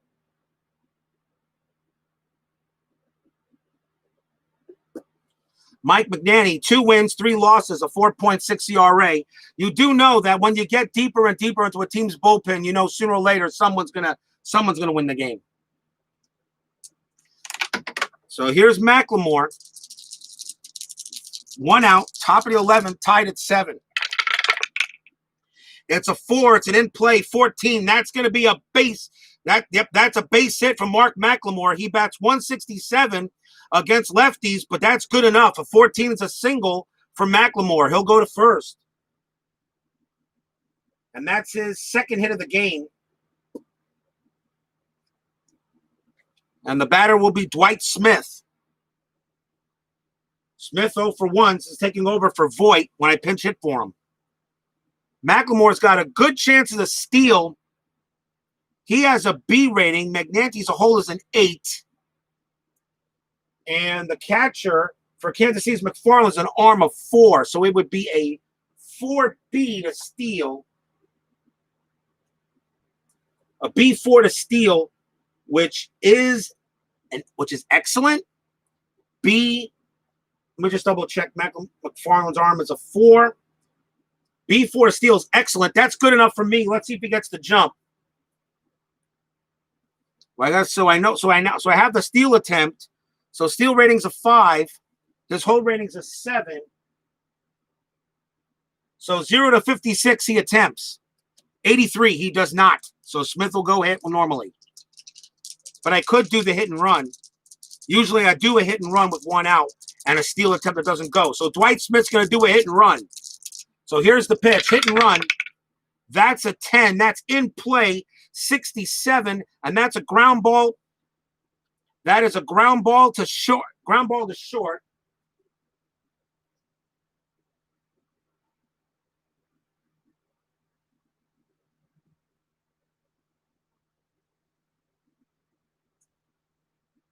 The ground ball is short. The double play rating on a batter's hit and run is a 4. That's a 10. His double play rating is a 5, so they will not get Dwight Smith. The only play is to second. The only play is to second base. So McLemore is out. The hit and run does not work. Dwight Smith's on at second, 2 outs. As it turns into a fielder's choice.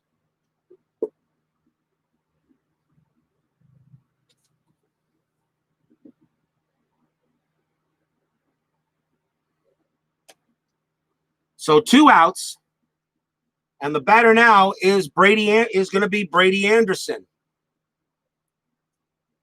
Mike McNanty trying to get this to the bottom of the 11th without giving up any runs.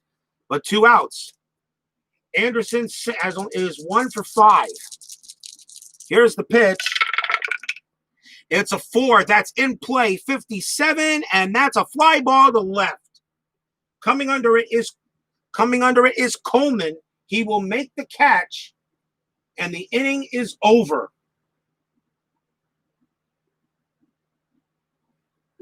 So Mike McNanty comes in there and does the job. Base runner is stranded, and we're going to the bottom of the 11th inning.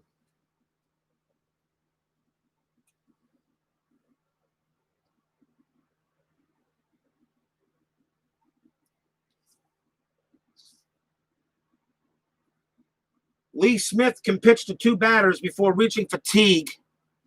They're going to keep him in there for another inning. Remember, this is the 90s. These pitchers can go longer. This isn't the 2010s where you yank a pitcher after like 5 or 6 or 7 pitches.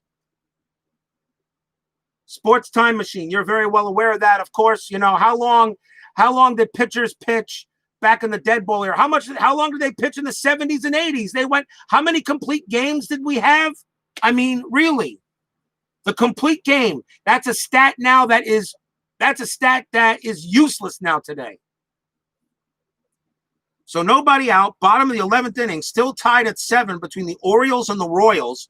Lee Smith is still pitching. And here's Greg Gagne, or Gagne. I can't pronounce his name right. Whatever. He's up. He's at bat. Here's the pitch from Smith in the bottom of the 11th. And that's a 7. That's a tough 74. And that's a fly ball to center. Coming under that one is Smith. He'll make the catch. 1 out.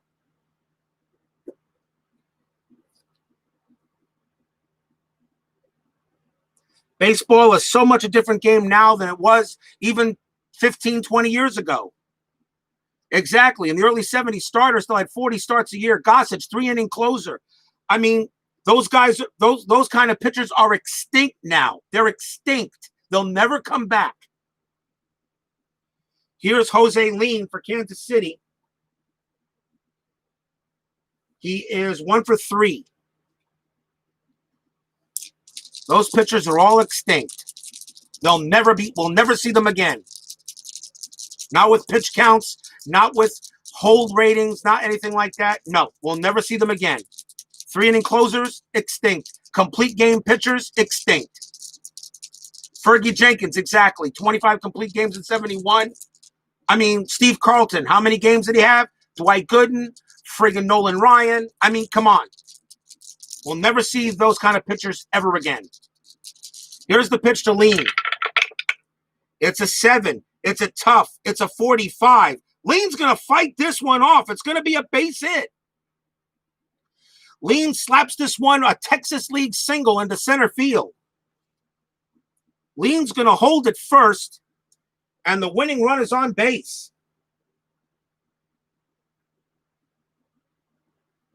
On a base hit,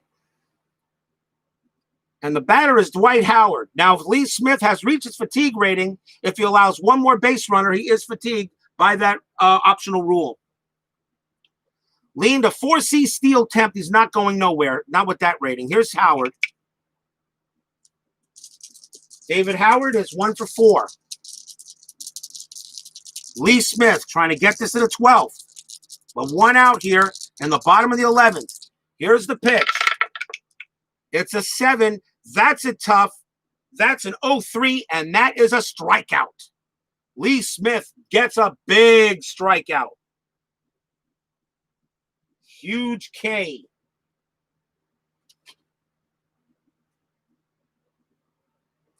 And the batter now is Coleman. Coleman is 0 for 5. You know it, Bears Den. When you get to it, playing the 71 season with the Cubs is going to be a lot of fun. Heck of a season, too. They all were. Every season was great in baseball, except the one that's going on now. You know, the 2020 season. That season needs to be ejected, thrown out of the game, thrown out of the park. Here's Lean, 2 out. Here's Coleman. He's 0 for 5, leaned on it first. There's the pitch from Smith. It's a wheelhouse, 35, and I don't believe it. Coleman's wheelhouse only goes up to 27. Blop. And he grounds this one right back to Lee Smith. He takes it, throws to first, and the side is retired. Vince Coleman absolutely has no wheelhouse against righties. If that was a left-handed pitcher, that would have been a single. Oh, my. That's the inning.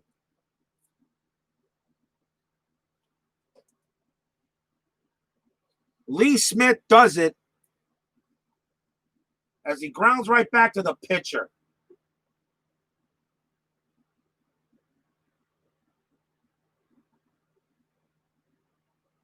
No runs, 1 hit. And that's all. We go to the 12th inning, tied at 7.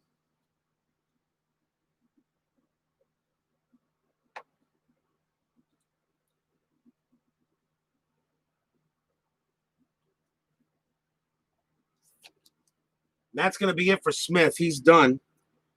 He won't pitch the rest of this game. I'll have to bring a new pitcher in for Baltimore in the bottom of the 12th. Here's Mike McNanty. He'll pitch for Kansas City. He still has 4 batters to worry about before his fatigue sets in. And here's Jeffrey Hammonds for Baltimore. Who says American League Baseball stinks? Think even though you don't have the strategies of removing pitchers and such, American League Baseball is still pretty darn good. Here's Hammonds. Hammonds doubled his last time up in a pinch hitter role. Now he's playing right field. Top of the 12th, tied at 7. Yeah, it's a glorified spring training season. You're so right, Bears Den. Here's the pitch to Hammonds. He bats .238 with 2 homers. Bats .316 with 6 homers against right. No, .238, 2 homers against left-handed pitching. McNanty's a lefty. Here's the pitch. It's a 4. It's in play. 21, and that's going to be a base hit for Jeffrey Hammonds. He hits this one into left, bounces over third base. It'll get in there, and Hammonds is safe at first on a leadoff single. Second hit of the game since coming off the bench. And the batter will be Rafael Palmeiro. Hammonds a steal rating of 4. He does have the jump ability in A. McFarland's, that's an A4.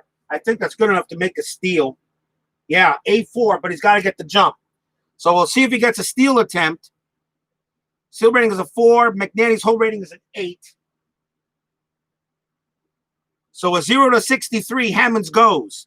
Oh, wait, there he goes. It's excellent. Here's the throw here's the throw, and he's safe easily.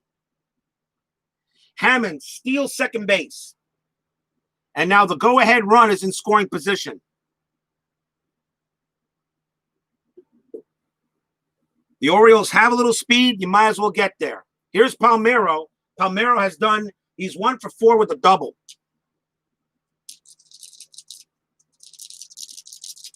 Here's the pitch to Palmeiro. He bats .352 with 10 homers against lefties.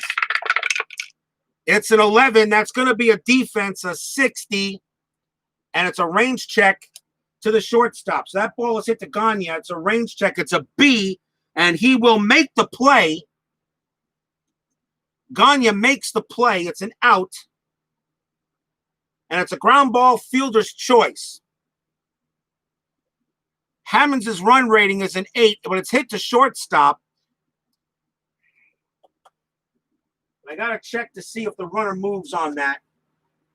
If forced, lead runner out, batter safe at first, other runners advance one base. If no runners forced, batter out at first, other runners hold. So Hammonds cannot go. Palmeiro is out on a fielder's choice. So Hammonds does not run if the ball was hit to short. If the ball was hit to second, that would have sent Hammonds to third. So 1 out on a fielder's choice. Palmeiro has been absolutely useless pretty much in this game except for a double. And here's Tim Hewlett. August is the 8th month. Well, it's a summer spring training. Whatever's going on out there. 1 out. Hammond's still on at second. Here's Hewlett.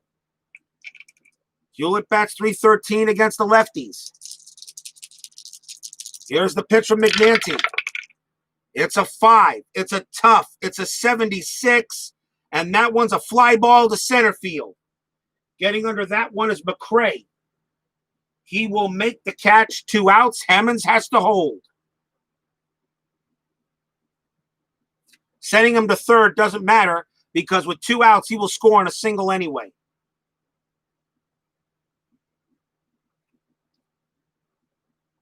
Two men down, and here's Cal Ripken. Ripken singled in the second inning, but has been kept off the bases the last 4 times at bat. He's 1 for 5. 2 outs. Ripken now up there. Hammonds at second. Here's the pitch. It's an 8. It's ballpark. It's an 11. That's wheelhouse. And the number is a 58, and it will be a ground ball to third base. A 58 is not good enough. A 58 grounded to third base. Play is made by Howard. He throws to first, and the inning is over as Mike McNanty is doing his job to keep Baltimore from scoring. No runs and a hit. We go to the bottom of the 12th.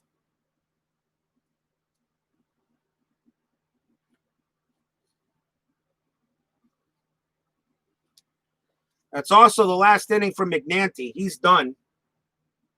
So Kansas City will have to go to a new pitcher. Baltimore will also go to a new pitcher. They still got 4 relievers in the bullpen. They're going to go to Alan Mills.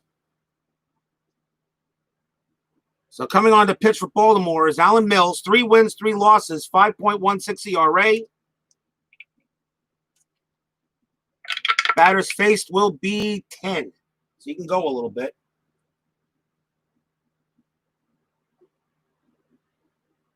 There's fatigue left there. So here's Brian McRae for Kansas City.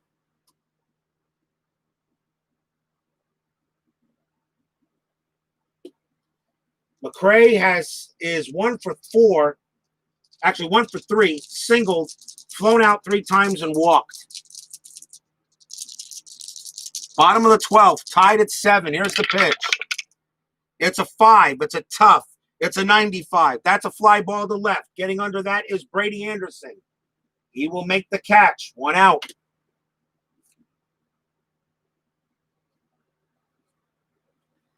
Here's Wally Joyner. Joyner hit a home run in the 4th. He's 1 for 4. His only hit was the homer. Kauffman Stadium is a hard place to hit a ball out of. Pitcher's Park, definitely. Wally Joyner. Here's the pitch from Mills.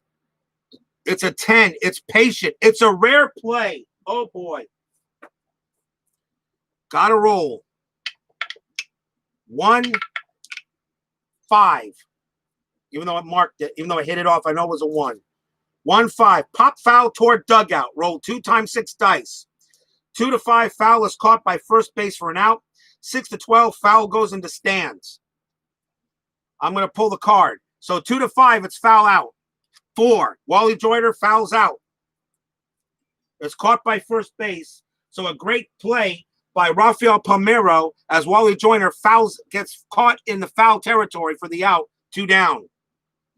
And that goes as a foul. It goes as a pop out, really. So it's a pop out to third. It's really a pop out to first.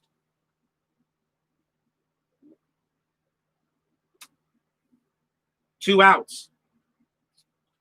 And here's Bob Hamelin.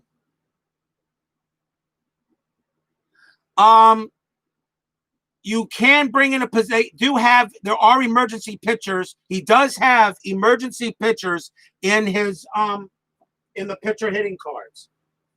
He does have that. In case you absolutely need to.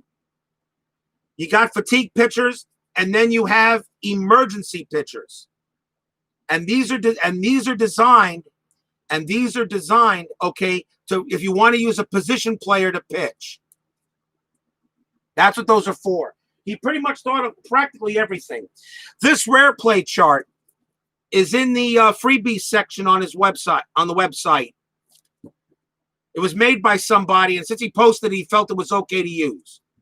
And I like it. It adds a little bit more flavor. But here's 2 outs. Here's Bob Hamelin. Hamelin hit a home run in the 2nd inning. He's one, and he got an error, fielder's choice. Hamelin, though, can hit this with a swing of the bat. Yeah, that was made by, I forget the guy is, but that's where you find it, Utah Mike. 2 outs. Hamelin is the batter now. He can end it with a swing of the bat. So here's the pitch. It's a 10. It's a patient. It's a 28. Bob Hamelin will draw ball 4. He'll go to first. So the inning will continue.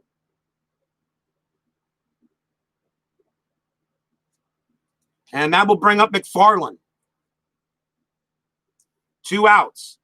I have nobody left on the Kansas City bench. This is the batting order they will use. They still have a few pitchers left before I have to worry about.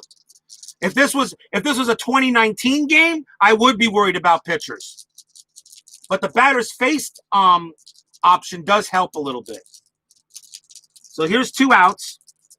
Now with winning run at first base, McFarland the batter. Hamelin with a run rating of 7. He will score on a double. Here's the pitch from Mills. It's a 9. It's ballpark 81. That's going to be in play. Here's the roll. It's a 73. That won't get it done. Fly ball center field. Getting under that is going to be Smith. He makes the catch. And we got more baseball coming up.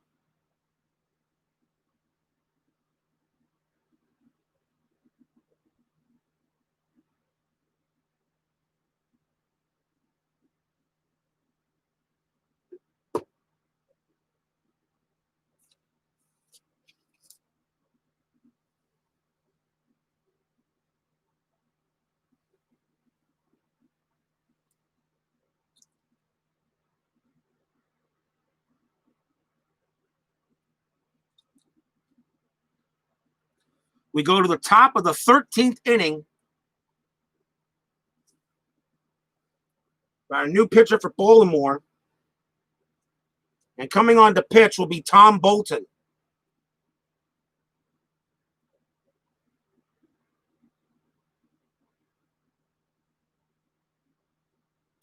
Bolton, 1 win, 2 losses, 5.4 ERA. Actually, not Baltimore. I'm sorry. My bad. Wrong.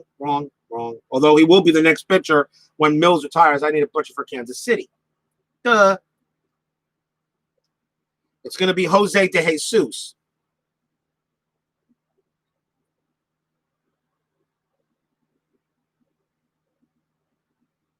Jose De Jesus will come in. 3 wins, 1 loss, a 4.73 ERA. He will pitch for Kansas City. He's a long pitcher, long fatigue. So it's 10 batters faced plus. That's it. 10 batters. He can go. So 4, 5, 6, 7, 8, 9, 10. He's a long fatigue, so he can go. He'll pitch 10 batters before we worry about fatigue.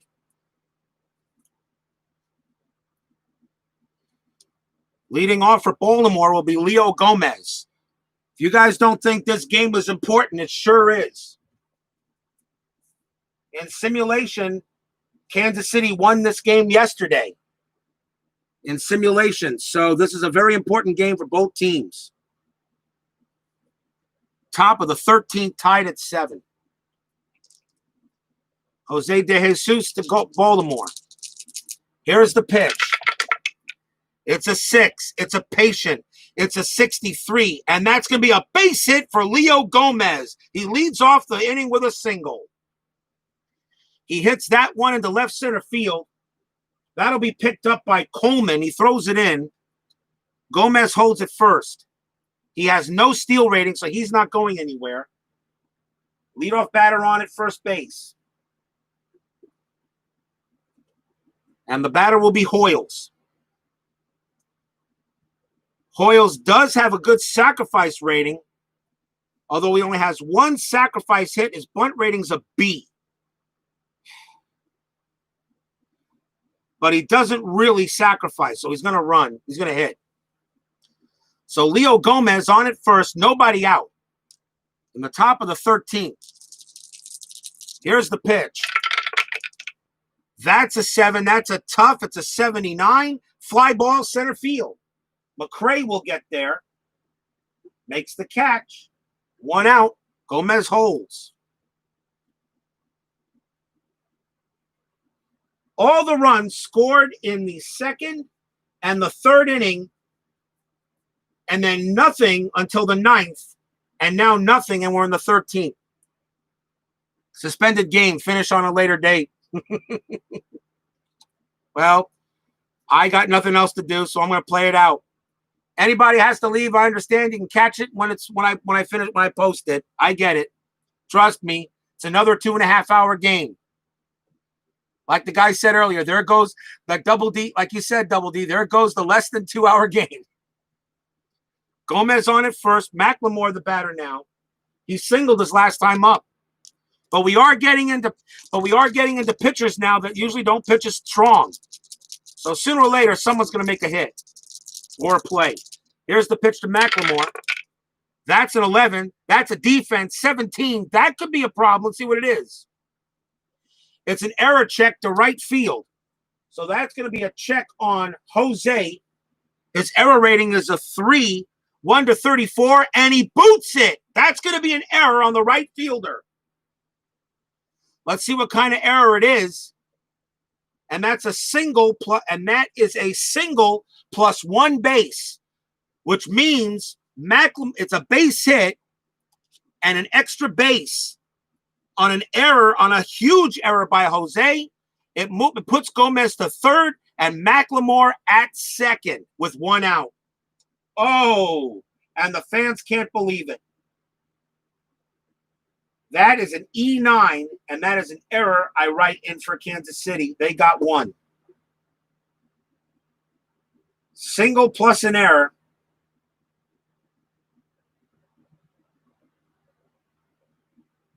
And I write it in there as a single and an E9. Wow. Runners at 2nd and 3rd, 1 out. The batter now is Dwight Smith. He bats .296 against righties. And they're going to intentionally walk him and load the bases, which is the right thing to do.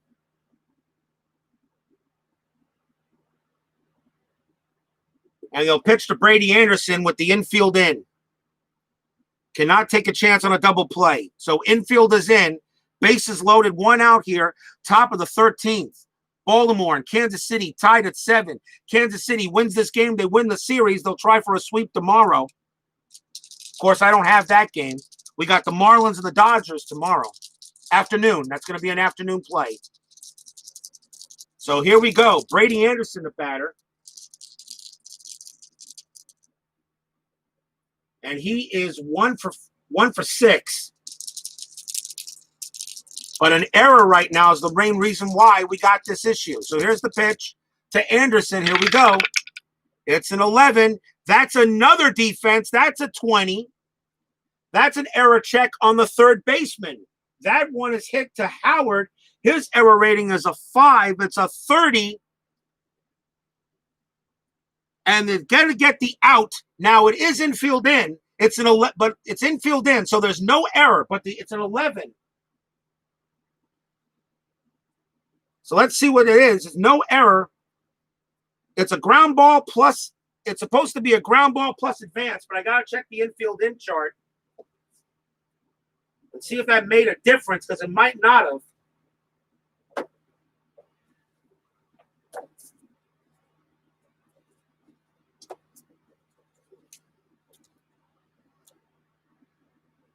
And it says re-roll all 4 dice and refer to infield in play at home chart. So it's a ground ball plus advance. So we know it's a grounder. So now we got to roll for an infield in play at home chart, and it is an 11, so we do this. Compare the 2d6 total to the runner's run rating. If equal to or less than the run rating, the runner is safe, batter is safe at first, and other runners advance one base. 10 to 12 or 2d6. Well, let's find out. We're going to do it on the card. The number is an 8. Leo Gomez's run rating is a 7. Is a 7, and it's an 8. So, if equal to or less than the run rating, the runner is safe, batter is safe.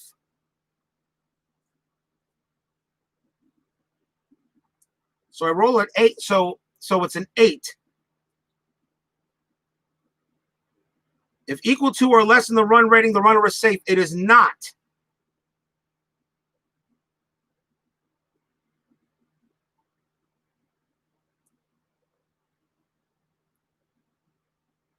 $10 to 12 or 2d6 total is greater than the run rating.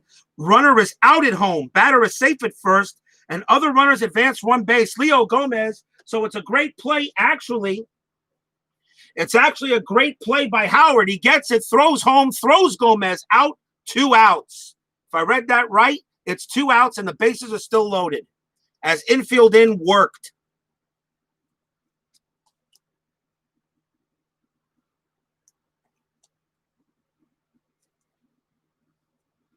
Two down now. And the batter is Hammonds. Another defense, but this time, David Howard comes through with a big play. Yeah, Larry, welcome. It's every time I play, it's crazy. Top of the 13th now, 2 outs. Here's Jeffrey Hammonds. Hammonds is 2 for 2 since coming in off the bench for pinch hit.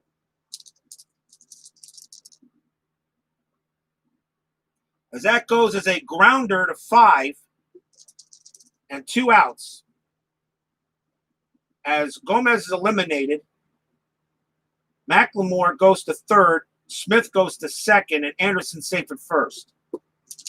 So here's Hammonds. Bases still loaded, 2 outs. 2 runs will score on a single, a double will score everybody with 2 outs. Here's the pitch from Henrique Jesus. It's an 8. It's a patient. It's an 0-8, and he walks in the run. Jose de Jesus walks in a run. An 0-8 on a patient. Jeffrey Hammonds goes to 1st. McLemore scores. It's 8 to 7 Orioles. He walks him in. First time I've done that yet. Walks in a run. And the fans here in Kansas, in Kauffman Stadium, just went, ugh. Walks in a run. Hammonds gets credit for an RBI. Hammonds is 3 for 3 on base as he comes in and gets on base all 3 times.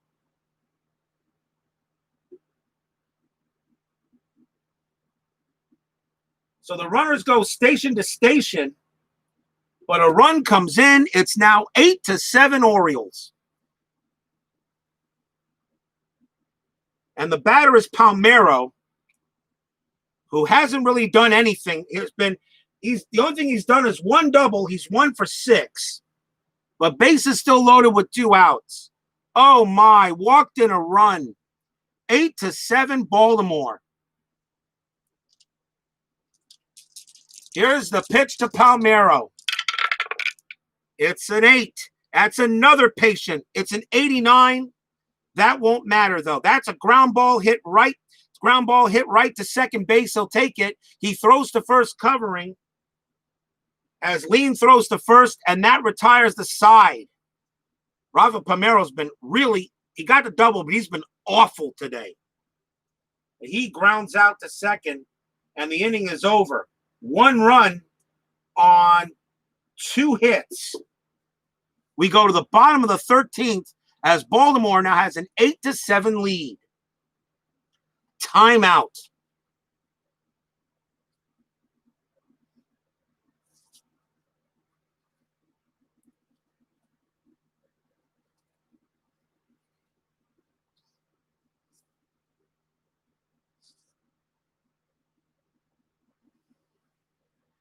Yeah, I know, right? Kind of anticlimactic. I know. But we still got the bottom of the 13th.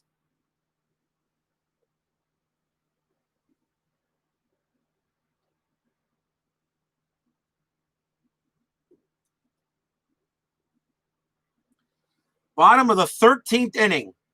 Orioles 8, Royals 7 in a huge regular season matchup here in the 1994 season restart. Alan Mills will pitch for Baltimore to try to get the win. Right now, Jose De Jesus for Kansas City would be saddled with the loss.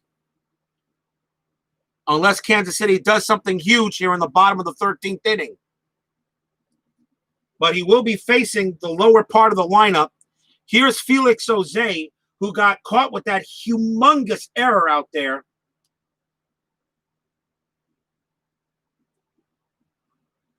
On an E9, Felix Jose, a huge error out in the outfield, which allowed the runners to advance. Now he wants to make up for it. We'll see if he does. Bottom of the 13th, 8-7 Baltimore. Felix Jose, the batter. Alan Mills, here's the pitch. It's a 6. It's a patient 98 fly ball right left field. Brady Anderson calling for it. He will make the catch. 1 out. The Kansas City bench is empty. I got nobody else to go to. Here's Greg Gagne. Actually, it's not true. Kansas City's bench, I got people to go to. Don't I? No, they're empty. I have nobody on Kansas City to go to. Wait a minute. Are you sure about that? Yeah, I do. Just wait a minute. Timeout. Anderson. You know what? I think I do have people I can go to at Kansas City. For some reason, I don't think I turned them around. Timeout.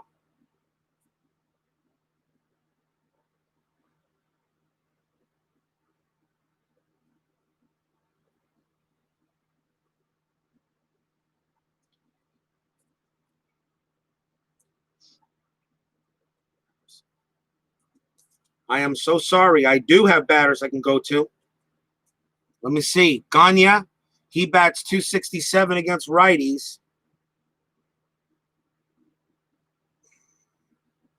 Gagne is what? He is shortstop. No, he's got a hit. Gagne will come on and hit for Kansas City. 1 out, Greg Gagne, the batter. Here's the pitch from Mills. It's a 5. That's a tough 45, and that is a strikeout. 2 outs. Big strikeout by Alan Mills. And the next batter is Jose Lean, and he bats 273 against the righties. I'm going to check the bench. I don't think there's really anybody else I could bring up. Nah, Lean is the batter. Lean's got the better average. So 2 men down. Alan Mills looking to get the win for Baltimore. 2 outs, bottom of the 13th. Orioles 8, Royals 7. Could this do it? Here's the windup. Here's the pitch. It's a 10. It's a patient. It's a 30. And it's a base hit for Jose Lean. The game will continue. He hits this one into right field, right over Palmeiro's head. Coming in to get it is going to be Hammonds. He'll throw it in, and the tying run is on base. Really?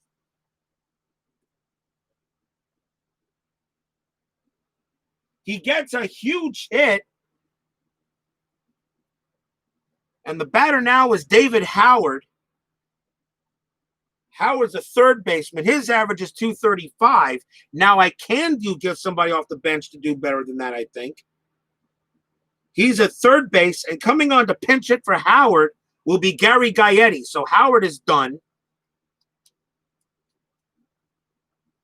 So here's Gary Gaetti. He will pinch hit and take over at third. And of course, you guys know what happens when I usually pinch hit. Gary Gaetti has the same exact ratings as Howard, C5. Hell continues. Yep. Gary Gaetti will now bat. He bats .297 against the righties. Go-ahead run on first base. Actually, tying run on first. Winning run at the plate. Gaetti can hit a home run. With 2 outs, Jose Lind will score on a double. Here's the windup from Mills. Here's the pitch.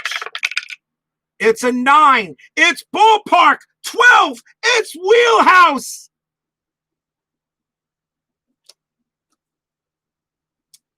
Crack. This ball is hit high. This ball is hit deep. Gary Gaetti, home run. Royals win. Ball game. A 9 in a ballpark and a 12. Right-handed batter wheelhouse 1-27. The card draw is a 7. 1-30 versus right-handed pitchers. Gary Gaetti blasts this one over the right center field fence. Kansas City wins the game 9-8 in the bottom of the 13th. Are you serious right now? Ball game. Royals win, and the crowd is going absolutely insane. Gary Gaetti, pinch hit home run. It's out of here. Alan Mills just goes ahead, walks off the mound into the Baltimore dugout, destroys the water cooler doing it, and walks into the clubhouse. They're mauling Gary Gaetti and Jose Lind at the plate. I can't believe, exactly, I cannot believe what I just saw. Check it for yourself. 9 is a ballpark. 12, right-handed batter wheelhouse. 7 on a wheelhouse, 1-30, right-handed pitcher, gone.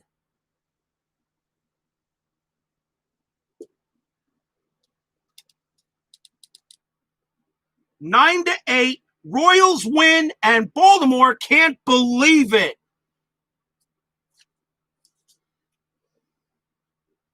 And the fans are just going absolutely crazy. Two runs on 2 hits. The winning pitcher is going to be Jose De Jesus, who actually blew it, was going to get the loss. He gets the win. Alan Mills takes the loss. 9-8, Kansas City over Baltimore, bottom of the 13th. And Kansas City gets a huge win. They will win the series over Baltimore no matter what. And they stay with the Chicago White Sox in the American League Central.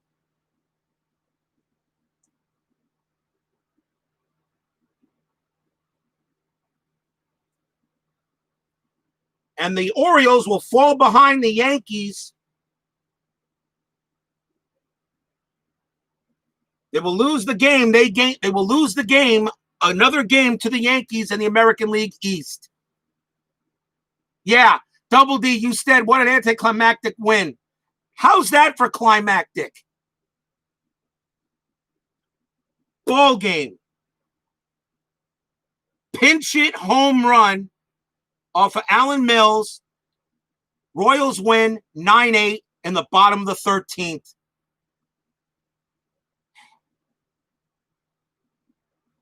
I need therapy.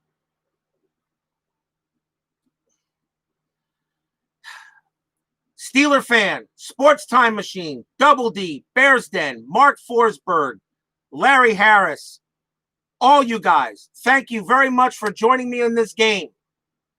As it is time to say goodbye here from Kauffman Stadium, tomorrow we'll see the Florida Marlins versus the Los Angeles Dodgers at Dodger Stadium. That's it for this unbelievable matchup. Again, Payoff Pitch Baseball does it again. Once again, the final score here in 13, Royals 9, Orioles 8. As Gary Gaetti gets a pinch hit home run in the bottom of the 13th to win it.